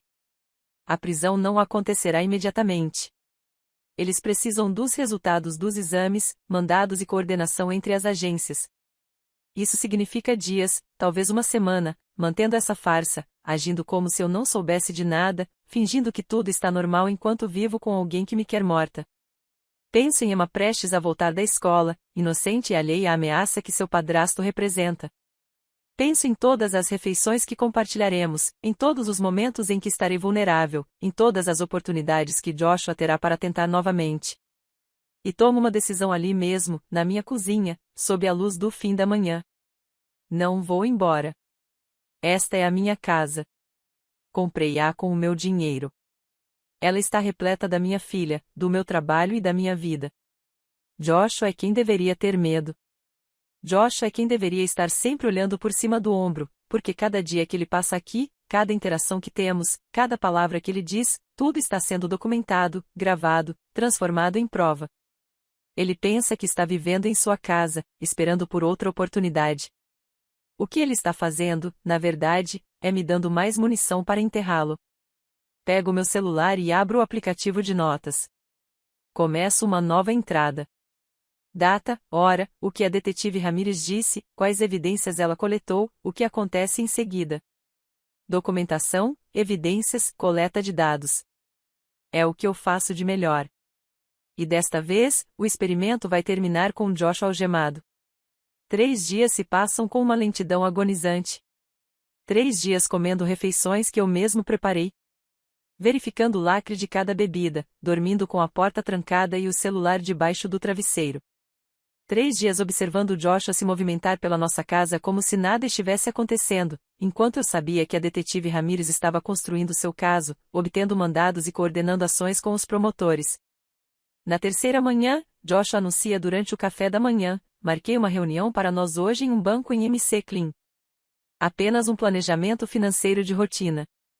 Levanto os olhos da minha xícara de café. Planejamento financeiro. Sim, Margarete sugeriu que revisássemos nossos documentos patrimoniais, para garantir que tudo esteja devidamente estruturado agora que o dinheiro da patente foi liberado. Ele diz isso casualmente, como se estivesse sugerindo que trocássemos o óleo do meu carro. Ele está mentindo. Margarete não sugeriu nada disso. E eu sei exatamente sobre o que é essa reunião, porque Margarete me avisou ontem que Joshua anda ligando para casas de repouso para idosos, perguntando sobre procedimentos de admissão e requisitos de procuração. Plano B. Se o veneno não funcionou, se a fraude não funcionou, tente uma abordagem diferente. Declarem-me incapaz. Internem-me em uma instituição. Controlem minhas decisões médicas e finanças legalmente, em vez de por meio de assassinato. Que horas são? Pergunto, mantendo a voz firme. 11, devemos sair às 10h30 para evitar o trânsito. Eles me deixaram avisar a Emma que já vou sair. Mandei uma mensagem para Margarete do banheiro. Ele está se preparando para a jogada. Encontro no banco às 11h. Imagino que isso seja a jogada de institucionalização, ponto. A resposta dela vem imediatamente. Perfeito. Estamos prontos. O detetive Ramírez estará lá. Apenas entre na brincadeira. Assine o que eu lhe der. Nada mais. Você consegue. O banco fica em um complexo comercial perto da Rota 7. Tudo de vidro e aço. Arquitetura corporativa genérica. Joshua estaciona no estacionamento de visitantes e noto que suas mãos tremem levemente enquanto ele desliga a ignição. Você está bem? Pergunto. Sim, só estou nervoso. Grandes decisões financeiras, sabe como é. Entramos juntos no banco. Uma recepcionista nos encaminha para uma sala de conferências no segundo andar e é aí que os vejo. Patrícia já está lá, sentada à mesa de conferências polida. Ela se recuperou do envenenamento. Ainda parece frágil, mais magra do que antes, mas viva. Ela me dá um sorriso fraco que não chega aos olhos. Marcos também está lá. Irmão de Joshua, o agiota. Ele acena para mim com aquele charme ensaiado que mal disfarça o cálculo. E tem uma mulher que eu não reconheço, talvez com uns 50 anos, vestindo um alegre terno lilás, com uma pasta de couro e um sorriso que combina com o de uma corretora de imóveis vendendo apartamentos superfaturados. Nicole, ela se levanta e estende a mão. Sou Sandra Vance, diretora de relações com clientes da Heritage Springs. É um prazer conhecê-los, da Heritage Springs. As peças se encaixam com uma clareza perturbadora. Isto não é uma reunião de planejamento financeiro. É uma intervenção, uma emboscada planejada para me convencer de que preciso de cuidados enquanto eles tomam controle do meu dinheiro e da minha vida. É brilhante de uma forma horripilante. Se o veneno não funcionar, que me matem legalmente. Por favor, sente-se. Sandra aponta para uma cadeira. Temos muito que conversar. Joshua senta-se ao meu lado, coloca a mão no meu joelho, um gesto de marido que me apoia. Patrícia enxuga os olhos com um lenço de papel que tirou da bolsa. Nicole, diz ela. Nicole, que atenciosa. Nicole. A voz de Patrícia tremia. Marcos me observa com uma expressão que não consigo decifrar. E acho que eles não fazem ideia do que está prestes a acontecer. Sandra abre seu portfólio e retira brochuras brilhantes que mostram belos edifícios que parecem resorts de luxo. Heritage Springs é especializada em bem-estar executivo e cuidados abrangentes para profissionais de alto desempenho que vivenciam estresse relacionado à transição de carreira. Não estou estressado, digo calmamente. Joshua aperta meu joelho. Nicole, você esteve sob uma pressão enorme. A venda da patente, a atenção da mídia, o incidente na festa com a mamãe. Foi traumático. Estamos preocupados com você. Só queremos que você esteja segura, acrescenta Patrícia, com a voz trêmula. Que tenha apoio, apoio profissional. Sandra desliza um folheto pela mesa. Nossa clínica oferece planos de cuidados personalizados, supervisão médica, programas terapêuticos e um ambiente tranquilo para recuperação e revitalização. Folheio o folheto. Parece caro. Muito caro. Quanto custa uma coisa dessas? Nosso investimento inicial é de $400 mil, com mensalidades de $12 mil para serviços completos. $400 mil. Exatamente o tipo de dinheiro que Joshua precisa para resolver seus problemas imediatos. E como alguém teria acesso a esse programa? Pergunto, mantendo um tom de voz genuinamente curioso. Bem, normalmente um membro da família ajuda a coordenar o processo de admissão. Precisamos de alguns documentos básicos, procuração para assuntos médicos, autorização financeira para pagamentos e formulários de consentimento. Ela tira uma pilha de documentos. É tudo muito simples. Joshua inclina-se para a frente. Já começamos a tratar da papelada. Na verdade, só precisamos da sua assinatura para finalizar tudo. Minha assinatura, repito, certo? Só para podermos te matricular. Para garantir que você esteja bem cuidada. Sua voz é gentil, preocupada, mas vejo o desespero em seus olhos. A necessidade de que isso dê certo. Um funcionário do banco entra. Um gerente, a julgar pelo terno e pela postura. Sou do Grupo Whitmore. Sou David Tim, gerente da agência. Entendo que vocês precisam processar algumas transações financeiras. Sim, responde Joshua rapidamente. Precisamos transferir fundos para uma clínica médica.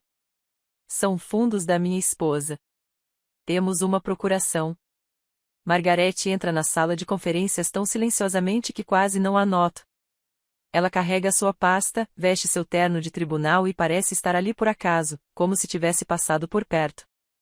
Olá a todos. Nicole, recebi sua mensagem sobre a reunião. Ela se senta ao meu lado e abre a pasta. Trouxe os documentos atualizados do inventário que discutimos. Aqueles que você queria revisar antes de assinar qualquer outra coisa. O rosto de Joshua empalidece. Margaret, eu não sabia que você veria. Reuniões de planejamento financeiro exigem assessoria jurídica. É prática padrão. Ela tira uma pasta. Verde escura, idêntica à que deixei no meu arquivo. Nicole, estes são os documentos de procuração que preparamos. Eles concedem autorização apenas para a conta 7.392. Nada mais. Pego os documentos, simulo que os estou revisando e então assino por I. Testemunhado definitivamente por Margaret e David Tim. Perfeito, digo, devolvendo-os a Margaret. Agora, sobre essa matrícula em Heritage Springs. Joshua está praticamente vibrando de tensão. Sim, devemos processar o depósito. 400 mil da conta principal de Nicole. Sandra sorri, alheia às nuances da situação. Maravilha! Assim que o depósito for processado, podemos agendar sua avaliação inicial. Só para eu verificar os detalhes da conta, diz David Tim, digitando em seu laptop. Conta terminando em 7.392, transferência de 400 mil. Sim, diz Joshua, da conta corrente principal de Nicole. David digita e examina a tela. Sua expressão profissional não vacila. Perfeito. Essa transferência será feita da conta com o código 7.392. Saldo atual, $50. O silêncio que se segue é belíssimo. Cristalino e puro. O rosto de Joshua fica completamente inexpressivo, como se seu processador tivesse travado. A boca de Patrícia se abre, mas nenhum som sai. Os olhos de Marcos alternam entre mim e a porta, calculando rotas de fuga. Sandra parece confusa. Desculpe. Você disse $50? Isso mesmo, confirma David. Conta, $73,92. Saldo atual, $5.012. Joshua está me encarando agora. Me encarando mesmo. E eu vejo a compreensão surgir em seu rosto. A constatação de que eu sabia, que sempre soube, que cada movimento que ele fazia era documentado e previsto. É nesse momento que se ouve a batida. Profissional, autoritária. 3 batidas firmes na porta de vidro da sala de conferências. A detetive Ramírez entra ladeada por 2 policiais uniformizados e um homem de terno escuro com um distintivo do FBI visível no cinto. Ela está segurando papéis, documentos oficiais com selos federais. Joshua Whitmore. Sua voz corta o silêncio atônito. Joshua se levanta lentamente, como se estivesse se movendo na água. Sim. Sim, sou a detetive Maria Ramírez, da polícia do condado de Fairfax. Este é o agente especial Torres, da divisão de crimes de colarinho branco do FBI. Ela dá um passo à frente e os policiais uniformizados se posicionam para cercar Joshua. Joshua Whitmore, você está preso por tentativa de homicídio, fraude eletrônica, roubo de identidade, conspiração para cometer abuso financeiro contra idosos e fraude contra uma instituição financeira. Ela continua com o que Miranda escreve: enquanto um policial apresenta as algemas, você tem o direito de permanecer em silêncio. Tudo o que você disser poderá ser usado contra você em um tribunal. As algemas se fecham com um clique em volta dos pulsos de Joshua. O som é definitivo, irreversível. Patrícia começa a chorar. Lágrimas verdadeiras desta vez, não aquelas lágrimas fingidas que ela vinha usando durante todo o nosso relacionamento. São lágrimas de choque, medo e da súbita compreensão de que tudo está desmoronando. Marcos já está ao telefone, provavelmente ligando para um advogado criminalista. Sandra, de Heritage Springs, parece estar tentando decidir se deve ir embora ou ligar para seu próprio advogado. Joshua olha para mim. Seus olhos estão desesperados, suplicantes, ainda tentando encontrar uma brecha. Diga a eles que isso é um mal-entendido. Diga a eles que eu estava tentando te ajudar. Diga a eles. Eu me levanto, dou 2 passos em sua direção, perto o suficiente para que só ele possa ouvir o que eu digo em seguida. Vou contar tudo para eles, digo baixinho. Minha voz é firme. Definitiva. Cada detalhe. O veneno que você colocou no meu champanhe. O frasco que você tirou do seu paletó. As tentativas de fraude. Os documentos falsos que você fotografou. A transferência bancária que você tentou fazer. A conspiração com a sua família para roubar meu dinheiro e me internar em um hospício. Eu documentei tudo. Joshua, cada detalhe. Eu deixei que ele visse tudo. Tudo mesmo. Estive me escondendo por dias.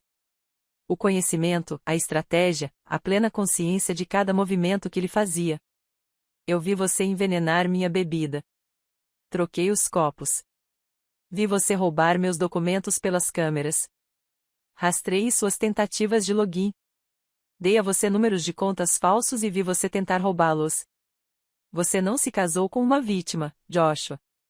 Você se casou com uma cientista que sabe como coletar provas. Seu rosto se desfaz. A compreensão o atinge como uma força física. Você sabia o tempo todo. O tempo todo. A conta, os documentos, tudo era uma armadilha. Sim. Os policiais começam a conduzi-lo em direção à porta. Ele tenta resistir aos puxões. Nicole, por favor. Eu posso explicar. Eu estava desesperado. As dívidas, a pressão, eu não estava pensando com clareza. Você teve lucidez suficiente para comprar veneno, planejar meu assassinato, tentar me roubar várias vezes, disse, mantendo a voz calma. Você teve lucidez suficiente para envolver sua mãe e seu irmão em uma conspiração para me declarar incapaz. Patrícia soluça ainda mais alto. Marcos ficou em silêncio, com o telefone pressionado contra a orelha. Enquanto conduzem Joshua em direção à porta, ele olha para trás mais uma vez. Eu amei vocês. Não, eu digo, você amava meu dinheiro. Há uma diferença. A porta se fecha atrás dele. Através do vidro, observa os policiais o escoltarem pelo saguão do banco, passando por funcionários e clientes curiosos, até uma viatura policial que o aguardava no estacionamento. Foi então que eu senti uma mãozinha deslizando para dentro da minha. Emma. Ela estava ao meu lado e Margarete estava atrás dela, com uma mão protetora em seu ombro. Mãe. A voz de Emma é fraca. Já acabou? Aperto a mão dela e olho para minha filha brilhante, observadora e corajosa, que testemunhou a prisão do padrasto e, de alguma forma, sabia que precisava estar ali. Sim, meu bem, digo suavemente. Acabou. Mas, mesmo enquanto digo isso, sei que não é totalmente verdade. Haverá julgamentos, depoimentos, cobertura da mídia, advogados e depoimentos, além de declarações de impacto da vítima. Mas o perigo passou. A ameaça acabou. Joshua está algemado, e eu estou aqui, viva, segurando a mão da minha filha, cercada por provas e testemunhas, e com a máquina da justiça finalmente funcionando na direção certa. Margarete toca no meu ombro. Você foi bem, Nicole. Muito bem. Assenti com a cabeça, incapaz de falar devido ao aperto na garganta. Lá fora, através das janelas de vidro do banco, vejo o carro da polícia partir e respiro fundo. O carro da polícia desaparece na esquina, levando Joshua consigo. Eu fico parado junto à janela de vidro do banco, observando até que ele desapareça completamente.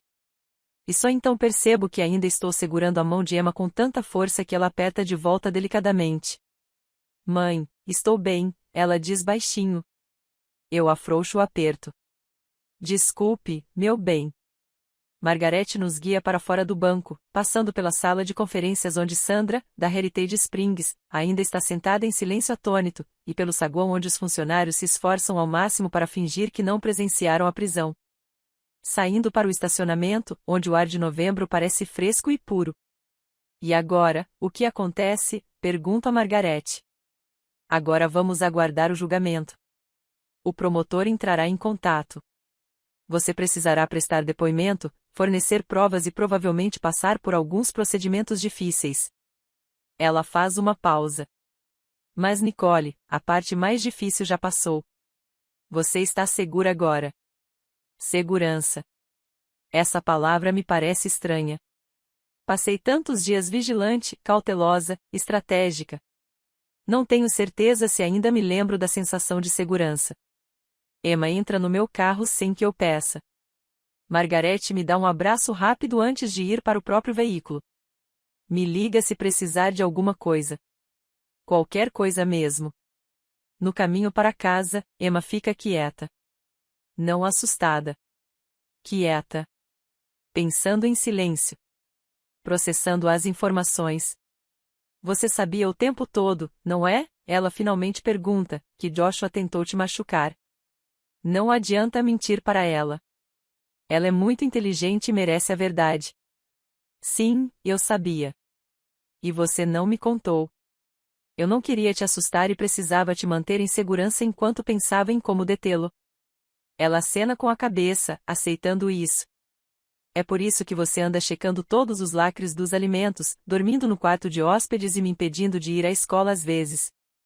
O que eu sei é que sobrevivi. Emma sobreviveu e nós vamos ficar bem. Pego uma garrafa de vinho. Uma que eu mesma abri mais cedo. Uma que Emma me ajudou a inspecionar antes de dormir. Virou nosso ritual.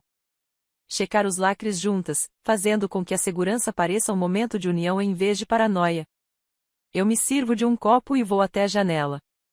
Lá fora, a rua está calma, tranquila e segura. Levanto meu copo em homenagem à casa silenciosa. À minha filha, que dorme em segurança lá em cima. Ao futuro que quase não tive. Aos envenenadores com timing ruim, sussurro para a documentação. À sobrevivência, dou um gole. O vinho tem gosto de liberdade. Metálico, estranho e infinitamente precioso. Eles pensaram que minha assinatura me enterraria, que meu sucesso seria minha ruína, que minha confiança seria minha fraqueza. Mas, no fim, foram as assinaturas deles que os enterraram. A ganância os destruiu. E eu continuo aqui, continuo brilhante, continuo respirando, continuo construindo. Na próxima semana, os empreiteiros virão para transformar o antigo escritório de Joshua em um laboratório de pesquisa adequado. Emma quer ajudar no projeto. Já escolhemos as cores da tinta. Ela quer uma parede pintada com tinta de lousa para que possamos trabalhar juntos com equações. Os 17 milhões estão seguros e são fundos fiduciários que financiarão o futuro de Emma. Apoiem projetos de purificação de água em comunidades que precisam deles. E sim, deixem-me viver confortavelmente enquanto faço um trabalho que importa. Eu não apenas sobrevivi a uma tentativa de assassinato. Sobrevivi à traição de alguém que amava. E estou construindo algo melhor a partir das cinzas. Isso não é vingança. É ressurreição. Termino meu vinho, enxago a taça e tranco a porta. Lá em cima, dou uma última olhada em Emma. Ela está estirada na cama, com o cobertor enrolado nas pernas, parecendo tranquila, jovem e segura. Vou para o meu próprio quarto, não mais o quarto de hóspedes, mas o quarto principal que agora é meu, só meu. E durmo pela primeira vez em meses. Durmo sem medo, sem checar as câmeras de segurança a cada hora, sem acordar a cada ruído, sem me perguntar se está a noite em que ele tenta de novo, porque ele não pode tentar de novo. Ele está numa cela de prisão e eu estou aqui, na minha casa, na minha vida, no meu futuro. Livre. Na manhã seguinte, acordo com a luz do sol entrando pelas janelas e vejo Emma fazendo panquecas na cozinha, de forma desastrosa, com mais farinha na bancada do que na tigela. E então percebi algo. É assim que a vitória realmente se parece. Não é o veredicto no tribunal ou a audiência de sentença. Não é a prisão ou as algemas. Esta é minha filha preparando o café da manhã. Um pouco de luz em casa. Um dia que se estende pela frente sem medo. Sem atuação. Sem fingimento. Apenas a vida. Uma vida normal, bagunçada e linda. E tem um sabor mais doce do que qualquer vingança jamais poderia ter. Essa história de justiça calculada te deixou sem fôlego. Clique no botão de curtir agora mesmo. Minha parte favorita foi quando Nicole trocou as taças de champanhe e viu seu plano se desenrolar perfeitamente. Qual foi o seu momento favorito? Deixe um comentário abaixo. Não perca mais histórias emocionantes de sobrevivência e vingança. Inscreva-se e ative o sino de notificações para não perder nenhum vídeo novo.